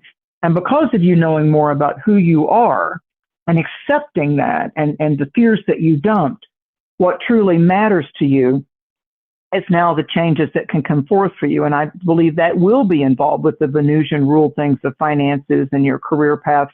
They're going to evolve dramatically and much quicker than what you're used to. Again, Taurus likes to take their times with things. So I feel like if you'll look at the fact that Taurus, you've got to be good to you. Continue to be good to you. Continue to get the massage or the red light therapy or take care of your skin or make sure you're paying attention to your digestive needs and you're not bottling up all that stress and stressing the tummy and the colon and all that, because your opposite sign is Scorpio, and that's the elimination system. So we eliminate things through our skin, whether we have eruptions on the skin or we can have eruptions with the bowels, and things are, not going in that midsection of the body. So be good to you, Taurus. Be good to you and stop judging yourself on how well you are or what kind of a good, effective human you are by the money you make only or the work you're doing all the time. Taurus needs to take some time to see the value in self-nurture and resting and restoring. I really feel that's an alignment factor because, Uranus is going to Gemini. The whole money thing, the whole work thing is going to get busy. But as you get busier, have you made a promise to yourself to take care of you? Your wellness is important, Taurus. Pay attention to it. For Gemini, there's expansion through connection. This full moon is lighting up your second house, and the tarot energy that I saw starting the first half of the year for Gemini was the Magician. So, and Mercury bounces around the Magician a little bit, but it felt like that there's a big responsibility with the Magician card to be careful of what you ask for, you may get it. I really feel that Gemini needs to start looking at the style of communication that they're using. Are you a happy person basically, but you're critical, you're sarcastic, you're being hateful, you're jumping to conclusions, because Geminis tend to keep themselves so busy that they don't really allow themselves time to really hear what they're saying and how they're saying it. A lot of times Geminis are the directors or the planners, the event planners, the trip planners, we got to go here, I got to book the hotel, I got to do this, let me check the finance, I got to pay. And Geminis are like all over this place, and they multitask very well. But when it comes to their personal life, and this full moon and the last one of 2026 makes it incredibly personal, but how are you communicating with those in your house, the closest to you? And have you shut down? Have you shut off? Do you feel like you've expressed yourself, Gemini, but you're not being heard by the child or the parent or the significant other? So you're filled with intellectual and social growth this year. Jupiter's transit bouncing from Cancer to Leo enhances your skill sets of saying what you say, but it's how you say it. So you can become a magnet. Are you going to become a magnet for new connections, collaborations, and opportunities, feeling sharp on your game and inspired? So how you're sharing your voice with the world, whether it's through writing or speaking or creative expression, stop saying the same old stories and get some new ones, Gemini, because your relationships are going to flourish if you prioritize honesty and depth over distraction. So The year's eclipses highlight your partnerships, helping you achieve the balance between your independence and your emotional closeness, because there's some work to be done there, Gemini. There's some work to be done. And let me tell you something. When Uranus gets in your sign, when Uranus gets in your sign, it's like everything is exposed, and that's coming up in March. So I feel right now, as I said at the beginning of the show, let's take inventory on how well we're being heard, how well we're listening, instead of just speaking, especially Gemini. So your big full moon of the year, whenever the sun's in Capricorn, we're going to have a Cancer full moon. And I see there's some kind of an emotional rebirth happening with you. I feel like you're literally completing a cocoon stage. And I feel with Cancer, it goes back to 2016, 2017, like I'm going right around in there. And I feel like that who was important, who you were connected with, how that relationship, how that job, the people that you were spending your daily schedules and routines with, how that influenced your freedom right now matters. So Cancers, take a moment and write down, where did I work? Who was I with? Who did I think I was in love with? What relationship or marriage or scenario was I? Where was I in 2016? 2016 going in the 2017, because I feel like there was a state of chaos and confusion that needed to come to a conclusion. I feel like this is a graduation point for you as you go into 2026. I feel like there's a graduation of how you were able to thrive and survive whatever was chaotic in 2016 and 2017, even the losses or the gains. It's puzzle pieces that are coming together for you that the actual puzzle says 2026. So there's Saturn supporting you, Cancer Moonchild, while you're building stronger boundaries. And Neptune is enhancing your God-given intuition, your spiritual savvy. This combination is going to help you let go and see, first you got to see it, of what drains you. And you have to make the decision, Cancer the Crab, to embrace healthier forms of love and self-care, similar to Taurus. So I think your career choices will evolve steadily. Your dedication is going to pay off, especially by mid-year. And financial improvements come because Jupiter's going to next spend a year in Leo, and that's absolutely going to bless Cancer in a secure way, both with finances and investments and inheritances and people that see your light, see your talent, and saying, you know what, all you're lacking is the finances to do that. So I want to back you. I want to be behind this. So there could be those kind of deals coming. Leo, certainly the Aries stuff, and Pluto already positioned in Aquarius. I feel like that where Leos have felt like that they've been mistreated or not really seen in their intimate world, I feel like that's something that's going to be a changing of the guard for Leo as well. I feel like that it's, who am I really?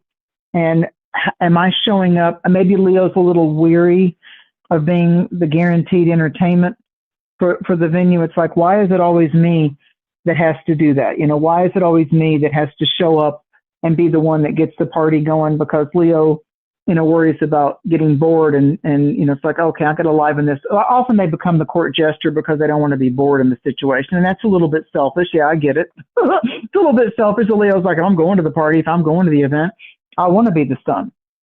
But I feel with Leo right now, I feel like it's more to do with they've got a struggle with the emperor right now. I feel like that it's what's in charge of you, Leo. What's in charge with you?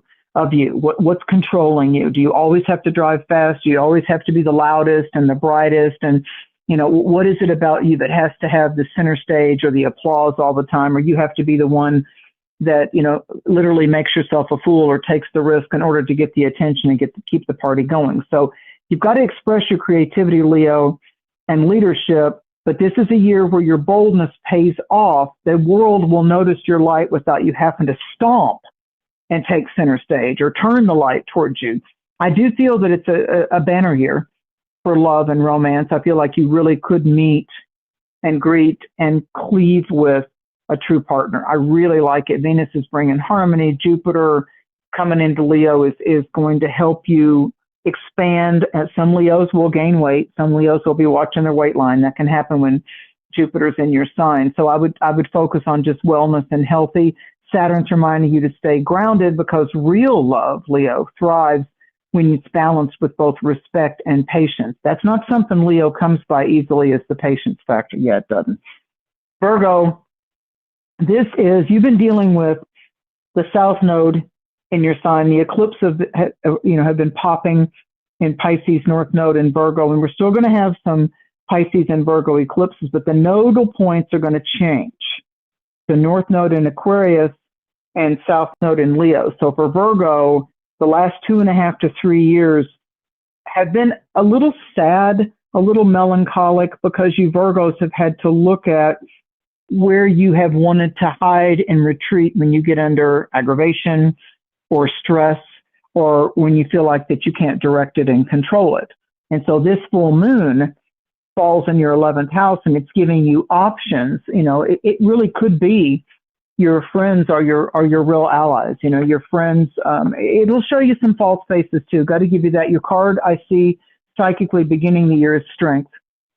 And I feel like that what you've been going through very privately, it's very personal, that you've been seeing things that used to do it for you, that used to make you happy, that used to be able to be something. I can go buy that. I can go to that comedy show. I can go to that movie. I can go ride horseback. I can go buy a new car. And that will buy me some time out of my depression and my melancholy for a while, because I've got a new thing. I've got a new shiny person. I've got a new shiny thing. And I feel like that the South Node's been in your sign. And so it's kind of been turning your head back toward internal healing.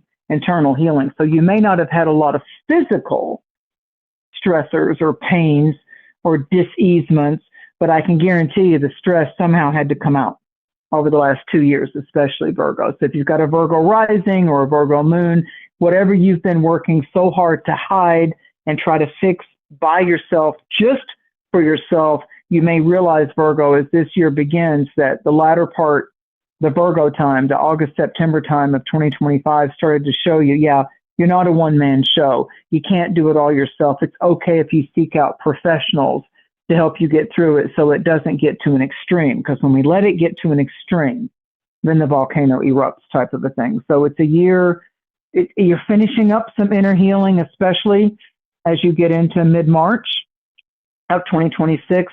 But I feel like that you're going to be able to relate more and accept and embrace your soul and your spiritual side. And as you do that, you'll be attracting the elements and the people that match that the best. Second sign that I feel is going to be most impacted in the year of 2026, of course, is Libra, because of Saturn and Neptune getting into Aries. And so this is a key full moon for you, Libra, as the full moon happens in the cardinal signs of Cancer and Aries and Libra and Capricorn. It's impacting for you. So I feel like that Libras, a lot of my Libra clients have finally worked out the nuances, the obstacles, and the detours that had been going on with a relationship that they just wanted to get closer.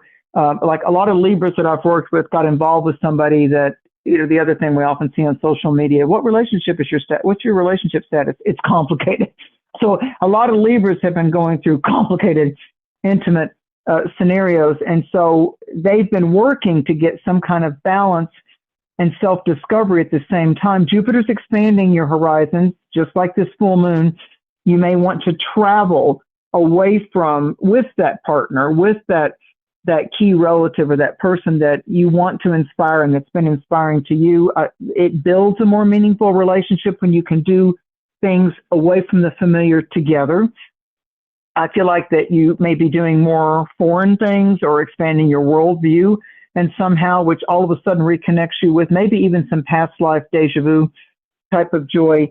I feel with Libra, one of the key elements that's going on is, damn, that was a lot of work. It's taken me 7,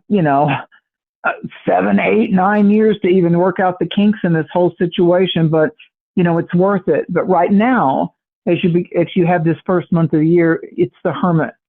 So you're at the top, you're looking over the mountain, and you're lighting the way for your partner. You're wanting to be the light in a cousin or a nephew or a grandchild's life, besides just your significant other. Like you want to be the one that makes the difference, that builds confidence for someone that you love, that you care about. So your safekeeping And you're probably the shelter for the stray dog, but at the same time, you need to see them want to like do self-improvement and to realize that they're on a different journey now too. So Libras are kind of holding the hand and helping people get through what once was the quicksand. Yeah, it's a lot of work, therapy work going on with Libras in relationships. So see the higher view, understand the long range win, but don't let their discouragement hold you back. They're going to have those spaces and those pockets to maybe feel a little sad, retreat into their corner, not be willing to share with you for a point, Libra, even though you're the giver. For Scorpio, this is a very favorable full moon. The Cancerian nurturing of this supermoon in the sign of Moonchild Cancer helps Scorpio not need to keep it so private, not need to retreat so much. I feel like that it's the Capricorn factor, the Cancerian factor, those are encouraging places for the sign of Scorpio. The Cancer moon is ninth house, so it's absolutely both psychologically and spiritually available and enhancing and empowering. But I do think the main thing for Scorpio is a greater walk with thee, divine alignment. That's just absolutely important to Scorpios. They'll be breaking addictions. They'll be getting out of trauma, drama, toxic scenarios with other humans, whether it's family, foe, or intimate things. It's going to be like, yeah, no. So Scorpios are going to have no problemo setting boundaries, no problemo. But what they're going to also have to do is realize that they finally did see their worth with Uranus opposing them since 2018. They had to find out who was false, who was real, who was there, who wasn't, who promised and didn't deliver.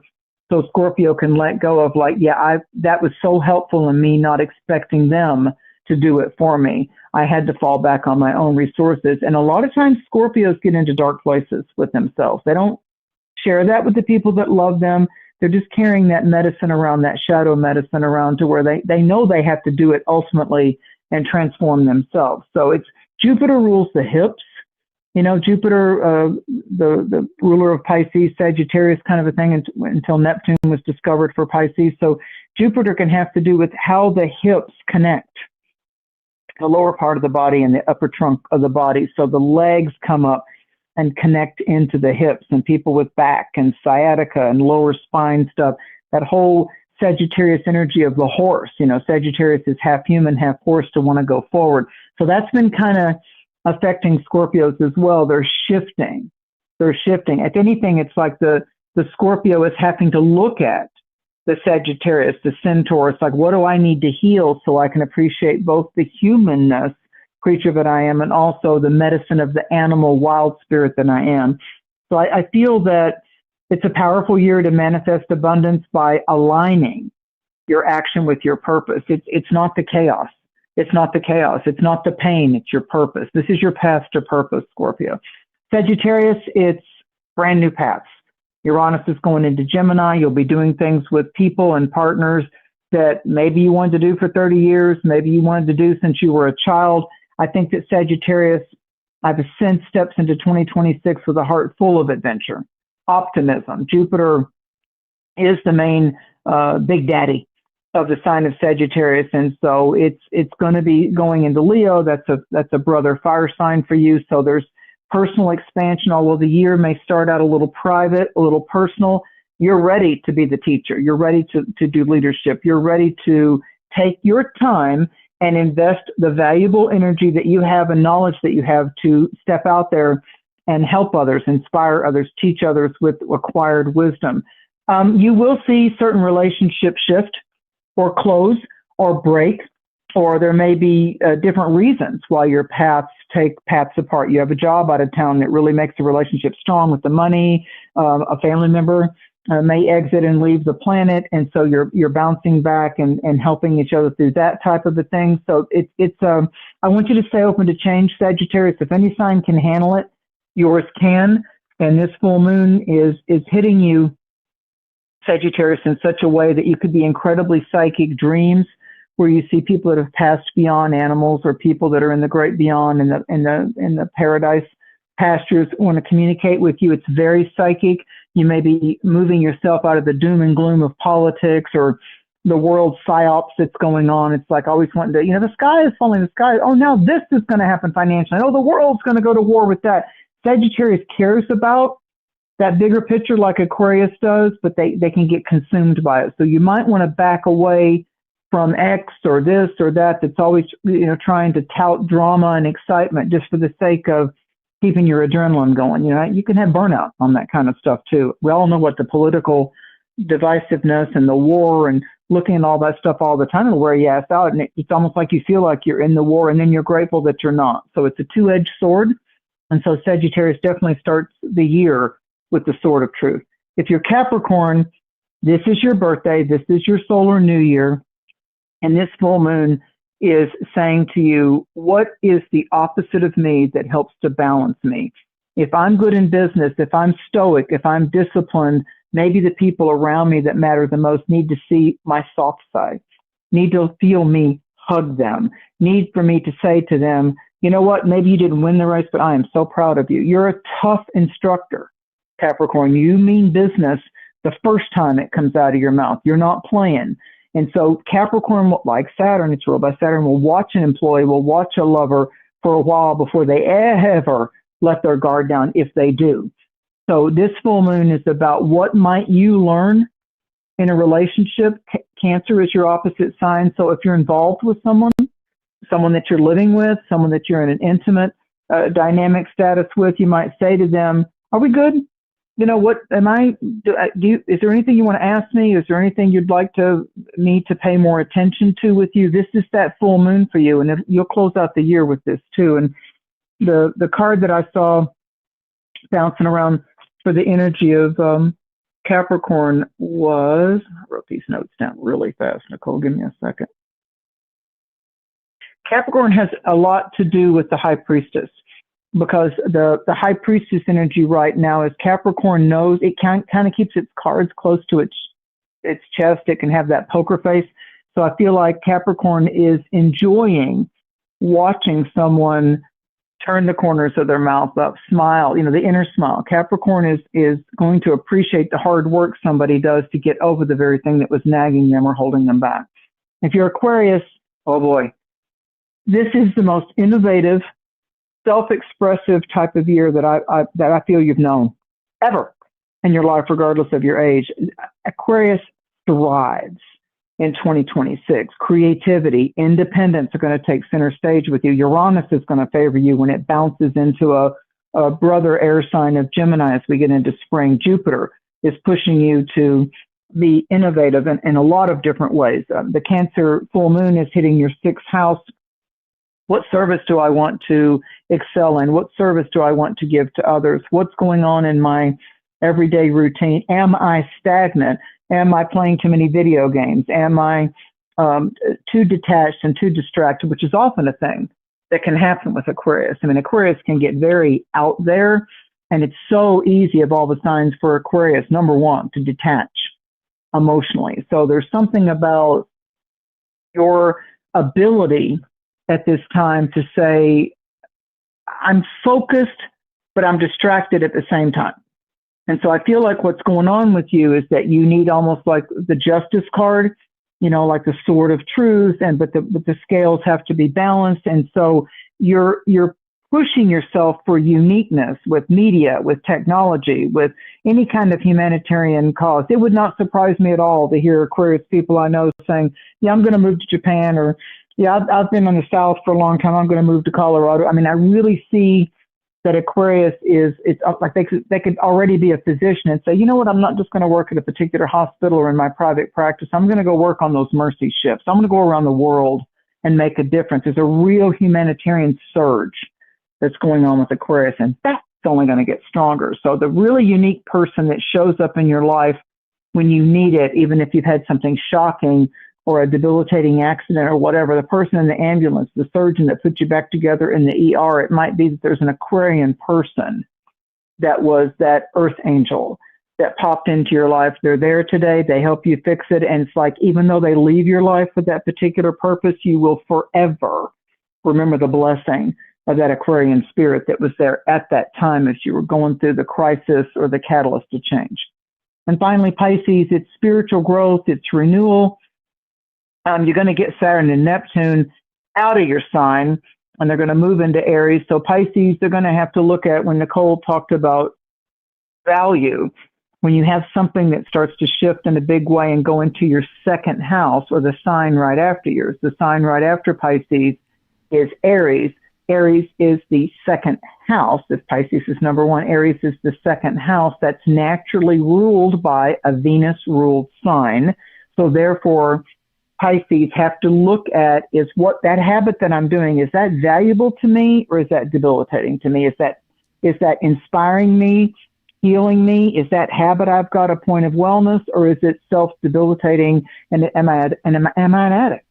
Am I an addict? And instead of giving an excuse of, well, it's been so long I can't change it, or it's my happy pill, I got to have my Xanax, I got to have my champagne at 5 every day. Am I spending too much money on alcohol? Has it got a hold of me? Or do I feel like that I'm in some kind of congruent relationship with whatever I'm doing to escape? Pisces seeks to escape the harshness of reality because they're so tender.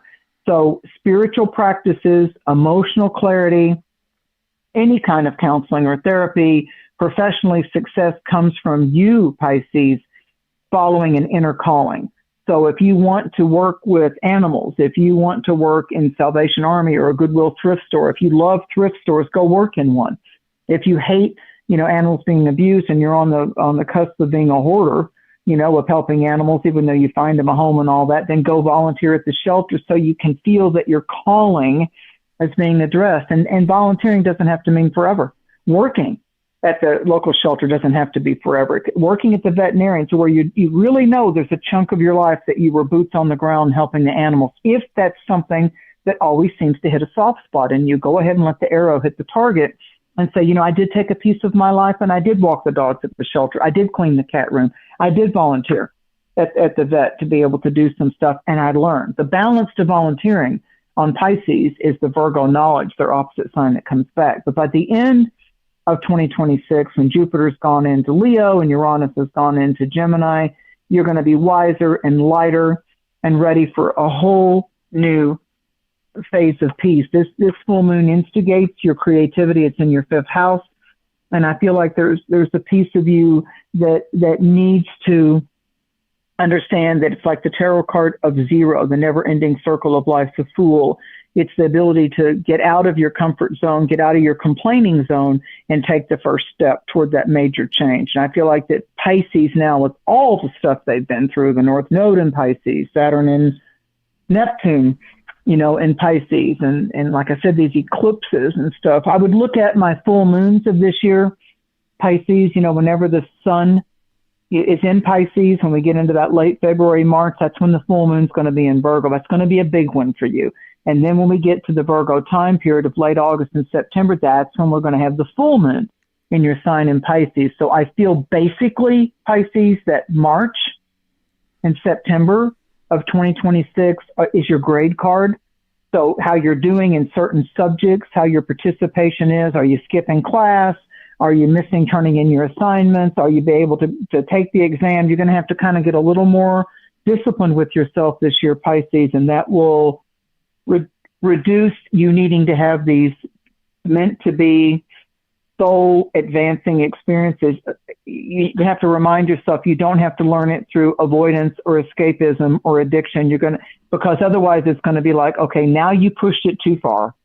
Now you can't get the pills anymore. Now you've caused yourself to have some health problems because of that addiction. Now you've got the main people that you love walking out of your life because you're choosing the addiction or the escape over anybody else that's actually in love with you, cares about you. So Pisces, you've got to make sure you're not pushing people away in order for you to say, it hurts, I want to go run away again. I think that first part of 2026 is going to bring that reality check to Pisces. And then it's going to be like, you know what? That was me then. That had me captured. I had a leash on me. And I really believe, Pisces, by the end of March and April, you can say, wow, he's gone. She's gone. I'm ready to bloom. And it took me all that time and it took me all that crap for me to realize that I'm worth it. I'm worth it. So it's absolutely, everything's coming up roses, Pisces, but you have to, even though there's a wonderful things coming into your life and you can look at the people around you right now going, gosh, this is the first time I felt that. This is the first time I've had that. This is really nice. Pisces has to watch going into, oh my God, what Nicole was talking about at the beginning of this, oh my God, what if something happens? What if they leave me? What if they got a mask on? And it's not really Pisces. You have to kind of look at them, go, look at my face. What's right in front of you? Who's sitting right in front? I'm right. What do you need? A hug? Can I make you some soup? Do you want to go take a nap? Want me to just go lay down with you and hold you? What do you need, Pisces? Because Pisces, they get into this little kind of psychological panic zone, like they push the panic button, and they don't even want to, but it gets pushed anyway.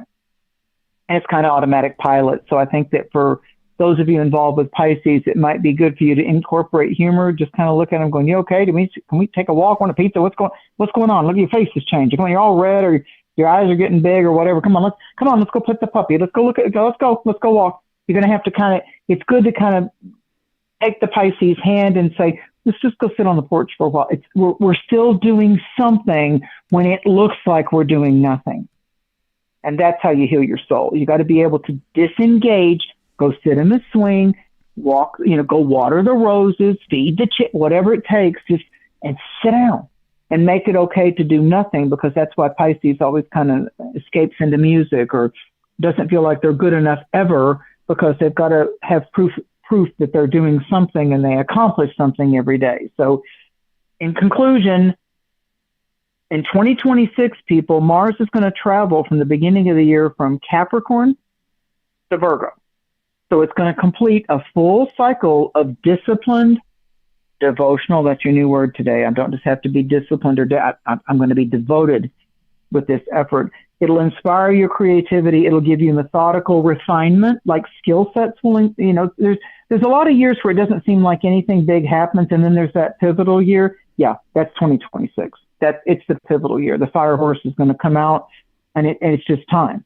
So with the year ending with Mars in Virgo, the precision that we put, the humility that we kept, and the effective day by day, step by step that we did unfolds a journey of mastery. But it's mastery because we did the maintenance. The actions met us serving the structure of Capricorn that began the year, and we will actually see tangible results, sustainability, because we did it. We put the energy and the effort into it. So we start the year exalted with the sun and Venus and Mercury and Mars and Capricorn. So it favors all of us to do the discipline, do the endurance, have the ambition. It's a martial architect. When Nicole talked about building the foundation, it's a martial architectural design, and we're building it with strategy rather than impulse. That's the big thing. A question for you, just as you mentioned Mars and the end of next year. I was looking ahead at the astrology, and in like Sagittarius season, November, well, not Sagittarius, sorry, Scorpio season, that's when Jupiter and Mars are going to conjunct on the South Node in Leo. And I thought that was interesting because, and I know like, mundane astrology is not exactly like either of our strong suits. But would you say like Jupiter kind of ruling, being like a king, Leo, the sign like obviously of like leadership, Mars can sometimes be, like conflict, war, or cutting, and South Node loss? Like, do you see like maybe something coming up there at the end of the year where maybe a very big leader will be departing the world, or anything of that nature with that kind of combination? I feel that February gives us a lot of clues, because remember, as these planets go into Aquarius, we've got Pluto in Aquarius. Mm-hmm. And anytime something starts to dance in Leo, like when we have our next full moon, our next full moon in Leo, Pluto's already in Aquarius. That's a game changer. I mean, Pluto hasn't been in Aquarius since the Revolutionary War. It's like the 250th birthday, of America type of thing. So, even though the United States chart, for example, was born with Pluto in Capricorn, Pluto in Aquarius was when we started seeing the age of revolution and reform and radical. And then you add the Aries stuff in the mix. I feel like when we hit that first eclipse in mid-February, that's when we could start to see some of the chess pieces falling down. Certainly getting exposed.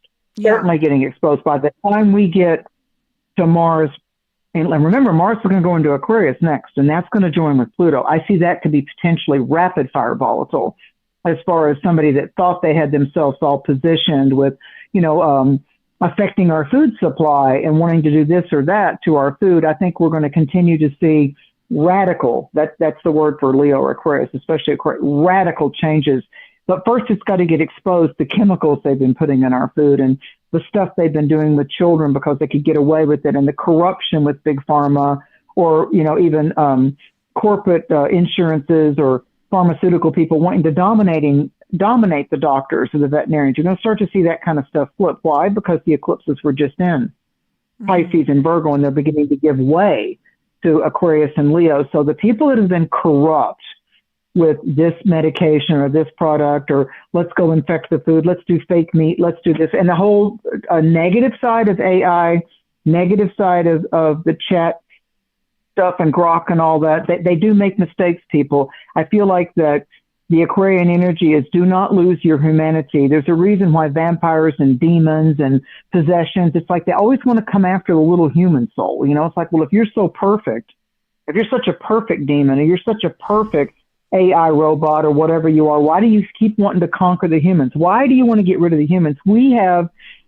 such a multi-dimensional spirit in action in a temple body. It's just interesting to me how the wars, and like they want to conquer the humans. They want to conquer the human spirit because it keep it down to the fact, which Aquarius will bring up in the Leo, of how sovereign we are, how powerful our soul is. So probably to answer your question, by the time we get to that Mars Leo in opposition, so when it first goes in, it's going to oppose that Pluto in the early degrees of Aquarius. So when that Mars goes into Leo, Mars isn't that happy in Leo. It's not that happy in Taurus, and it's not that happy in Leo. Why? Mars can bully when it's in those signs. When Mars is in Taurus, every astrological chart really I've ever worked with that were born with Mars and Taurus, there was some type of physical or sexual inappropriateness. Now, that may have been a 1 or a 10, but there's been some type of unfairness that went on with either tempers or sexuality. When you get Mars in Leo, they somehow mistakenly think if they walk in the door as the most loud, most brazen, I'm here, everything's different now. They don't realize how off-putting that can be to other people of like, yeah, okay, well, your light can shine, but there's a whole room full of people that got a light shining too. So pump your brakes and sit down. You're not the only and the best. Mm-hmm. So it's like when you got to push your notoriety, when you got to push and be a walking billboard of how special you are, that's off-putting to other energies. That's not drawing people in. It's like, look at me, and other people feel judged. So I think that in the legal sense, judges, politicians, leaders that have been able to manipulate effectively with whatever it is, the 7 famous families that rule the world, blah, blah, blah, who's the puppet masters. I feel on February and August of this year, we're going to see the puppet masters get exposed and be brought down. This is really a we the people, and a return to, no matter how excited you are about all these new techie AI type of 6G, 5G and all that. Oh, I'll get the chip in my hand, and my smartphone that I'm addicted to can now be in my hand. They're saying that'll be a reality by 2030, that everybody will have their smartphone embedded into their body.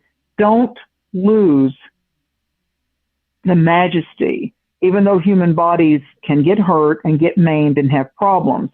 This is the year where you really realize in a human body, the dog is much more than it looks like. The cat is more powerful than what you understand. These are like animal medicine totems, and so are we, but we are able to bring forth more and broadcast more of multi-stranded DNA, the whole disclosure, UFO, myriads of universe, the Lyrians and the Pleiadians and all that, and AI, 3i, third eye has come, Atlas and all these comets. It's like, I feel like these are harbingers, as they were to ancient astrologers, of light codes beginning to advance us. And so it isn't just what they discover with Grok or AI or X or this or that. It's about we are being lit up, whether it's the Schumann resonance or it's the solar site. We are being lit up now, and we're coming into our sovereignty. And the responsibility, of course, is what are we willing to do with it? And are we going to be so self-centered, or are we going to really give a damn in this incarnation,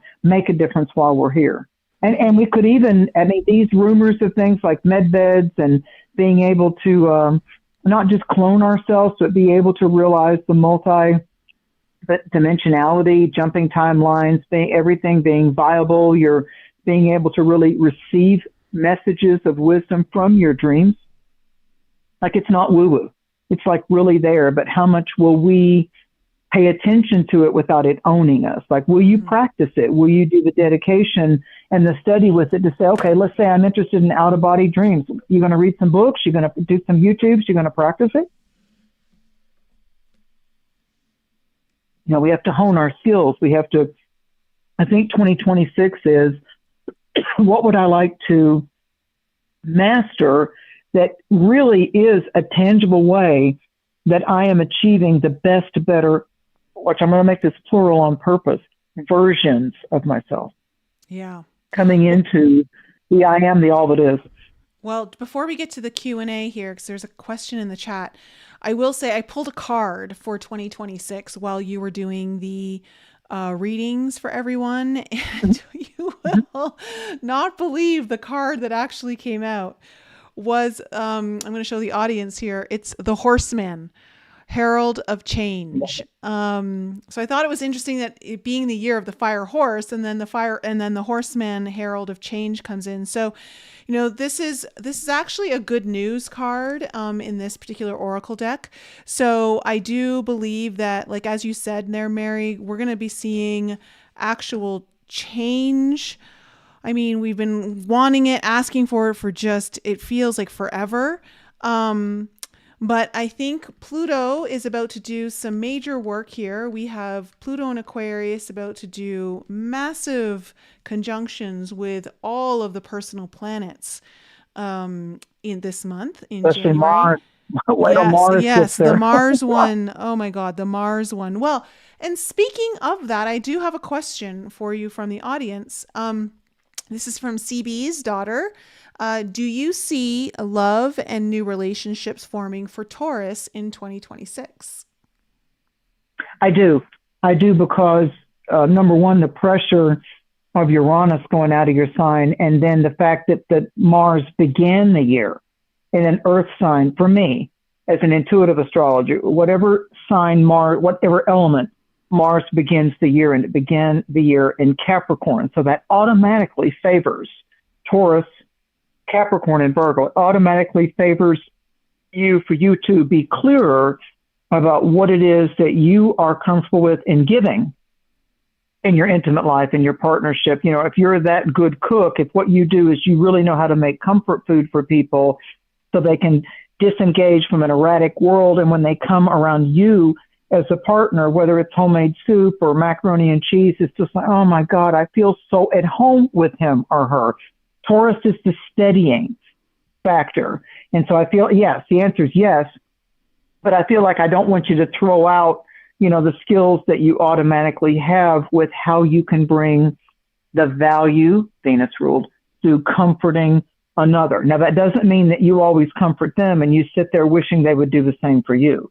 Oftentimes, I think the type of lover that we are, we expect, you know, the way we make love, the way we show affection, the way we give love, often there's almost like a silent thing of like, well, how come they don't brush my hair? How come they don't cook me a comfort meal? You know, sometimes opposites do attract in a relationship, and where you can be too sedentary or too fixed, Taurus, someone could come along and say, come on, let's do something spontaneous. Yeah. Where Taurus likes to keep the receipts and write it down. I really want to write it down. But I would also say too, when I saw this question, I also thought, and you can also like maybe piggyback on this, Mary, I think too for Taurus, with Mars and Pluto, rulers of their 7th house, relationship house, coming together in the sign of Aquarius, which is, you know, the house of their status and public reputation and all that. There could be new change there for you when it comes to those two planets coming together for that sort of 2.5 year kind of change. So I think that's another indicator too, that something new relationship wise could be coming in for Taurus. Well, and I think yeah, absolutely. It definitely feels, and it could also be that they actually win the favor with that 10th house thing, that they actually win the favor of someone that notices. Certain business people have an ability of just being around someone for 10 minutes and they know that they're a hard worker. They know that they're dedicated to a cause. And seasoned business people, that's just been their wheelhouse all their life. They're able to tell right away what type of worker, what type of visionary, what type of, the person that's going to take the ball and roll with it type of thing. Whether it's a basketball team or football, or hockey, they're able to say that one right there is going to be, they're going to be better as an offense. They're going to be better as they're going to throw the ball. That's going to be the person that does that. So there's people that have a skilled eye. That's that Capricorn factor, that are able to read the room and say, yeah, that's the one I want to put out front. That's the one I'm going to put on the register. They're good with money, but right there. That's the one I want. Just saying hello to the public when they come through the door. Here's another little tarot insight I want to share with the audience real quick. We're coming into the fire horse year. So that makes the knights in the tarot, they're messengers. So the knights are all 4 knights in the tarot are on horseback in a traditional tarot deck. So the Knight of Wands is the fire horse. The Knight of Wands, gets into the fire signs. And so the Knight of Pentacles is the earth signs. The Knight of Cups is the messenger of the water signs. Then you have the Knight of Swords, which has to do with the air signs. So in your work with, like right now we've got a lot of Capricorn planets. So that's, and the sun's in Capricorn. So if you start getting the Knight of Pentacles, the king, or especially the knight, even though we're not technically at that fire horse until we get to the new moon of February, start looking at what knight, if you're doing your cards, what knight seems to be showing up a lot for you, especially if you're doing any kind of New Year's first week of January. Like, what's my main, I'd like to see which of the 4 knights comes out for me as a harbinger, as a messenger for 2026. See, and just take the 4 knights out of your deck.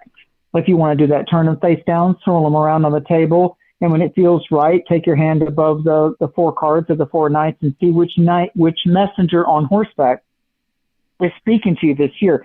That will tell you the signs also that could be the times of the year and the integral signs that show up as people. So if you pull the Knight of Wands, for example, then the months and the signs of Aries, Leo, Sagittarius are going to be according to that card, and you can watch it play out this year. It's kind of a fun thing to do at the beginning of the year to do that. I kind of think the less cards, the easier it is to journal it and remember it. So right now, while we're in an earth sign, the Knight of Pentacles is the automatic messenger right now for us. It's about our finances. It's about our home. It's about our work. It's about our purpose.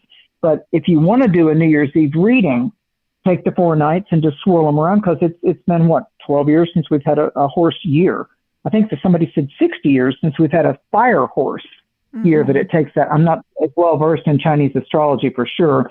It's enough to study the other stuff mystically. So I feel like that, and you can look at the cards, you can take a deck that you like, and you can pull out the 4 knights and you can stare at them. And which one are you just naturally, intuitively drawn to from an artistic standpoint? Which knight, if you were going to date that knight or hire that knight or want to ride alongside on horseback with that knight, which one of the knights in the deck that you like the most, that you work with yourself rather than clients if you do that, which knight appeals to you? And just kind of jot that down in your appointment book or your journal or somehow however you take notes on your smartphone. Just kind of jot that down. I was really drawn to, I remember the beginning of the year, it's only 4 cards.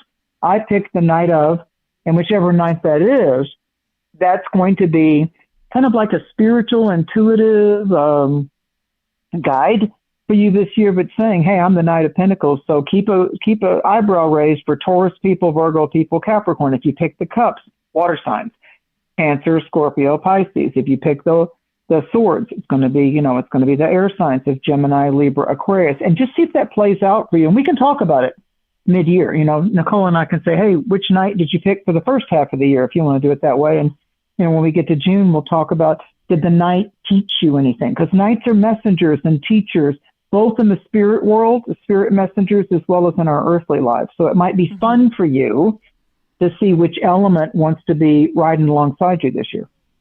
Yeah, I love that.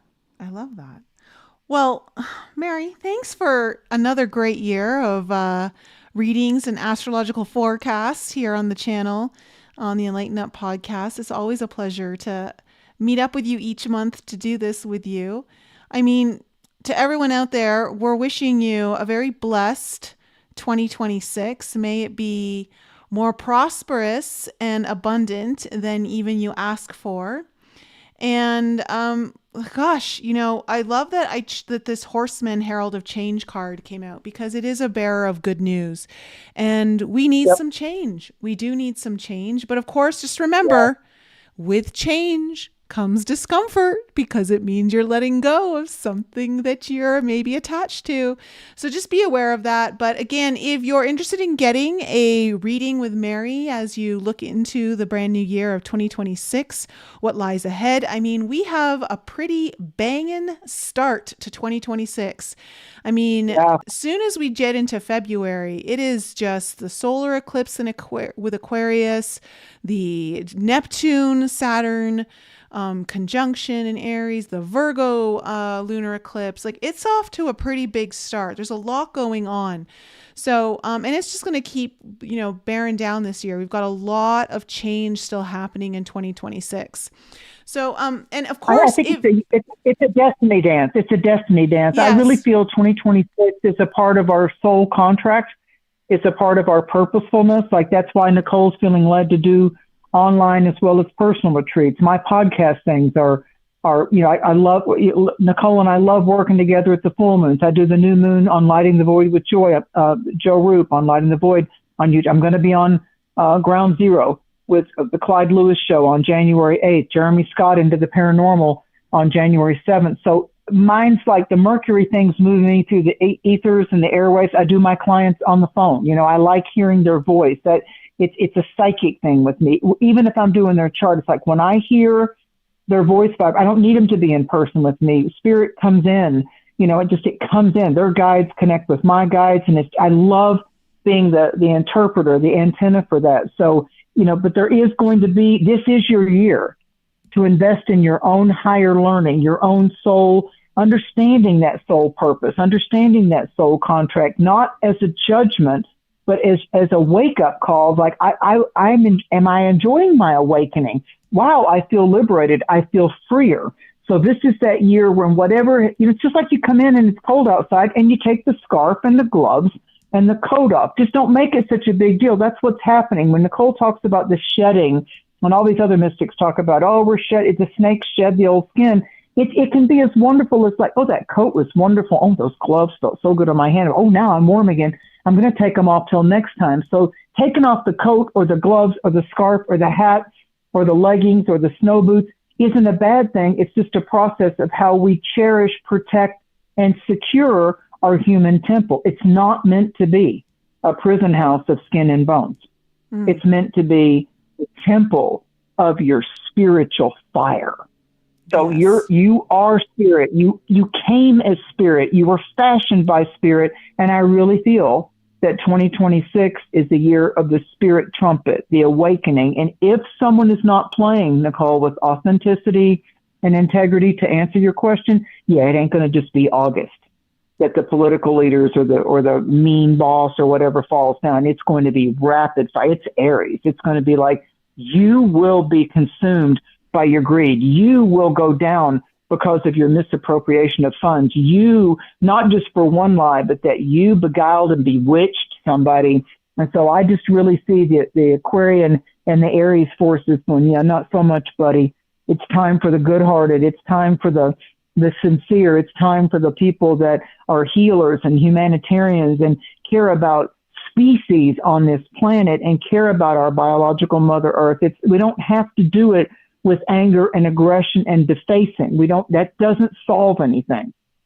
And for God's sakes, people, calm your Aries ass down when it comes to driving in traffic. I can't tell you how many things I'm seeing on social media of truckers and wrecks and just craziness I keep hearing about on the roads. Uranus is going to go into Gemini, watch our infrastructure, I think the Popo going to have to get a little strict with people and start writing some big tickets to get people to care again about consideration on the road and how passengers are acting on the jet.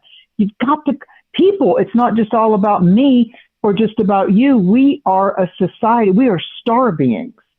We are light beings that came to Earth. Let's back off the negative, angry all the time side of the Aries that's coming in. And let's get more alien astronaut. We care about the galaxies and we care about the overall well-being and advancement of species of Aquarius. It's time for us to stop just being humans that think they are owed everything and go into realizing the spiritual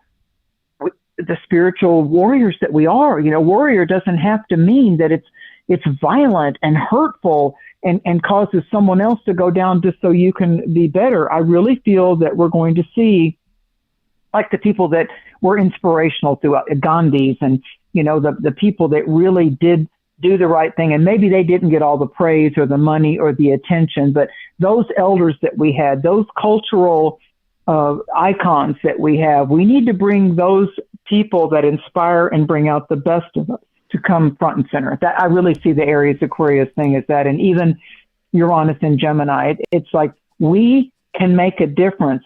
Will we? Will you? Well, you can. It's not can I. We have to put it into motion. Well, I'm looking forward to flying cars coming out in the next 7 years. Yeah.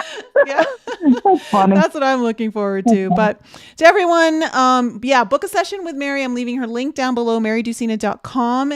And of course, I invite you to join me. January 7th is when it starts. It's an 8-week portal for Becoming the Medicine. It is an online 8-week portal retreat that includes 2 Friday night journeys with me, the shamanic process that I take people through at my actual 3-day 180 retreats, which also there's 2 tickets left if you want to come in February 26th. I'd love to have you there as well.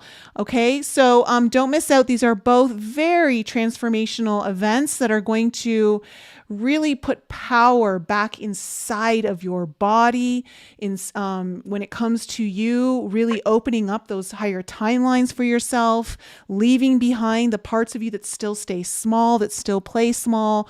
We're going to leave all of that behind and really open you up to the grandness of who you are meant to be in this world.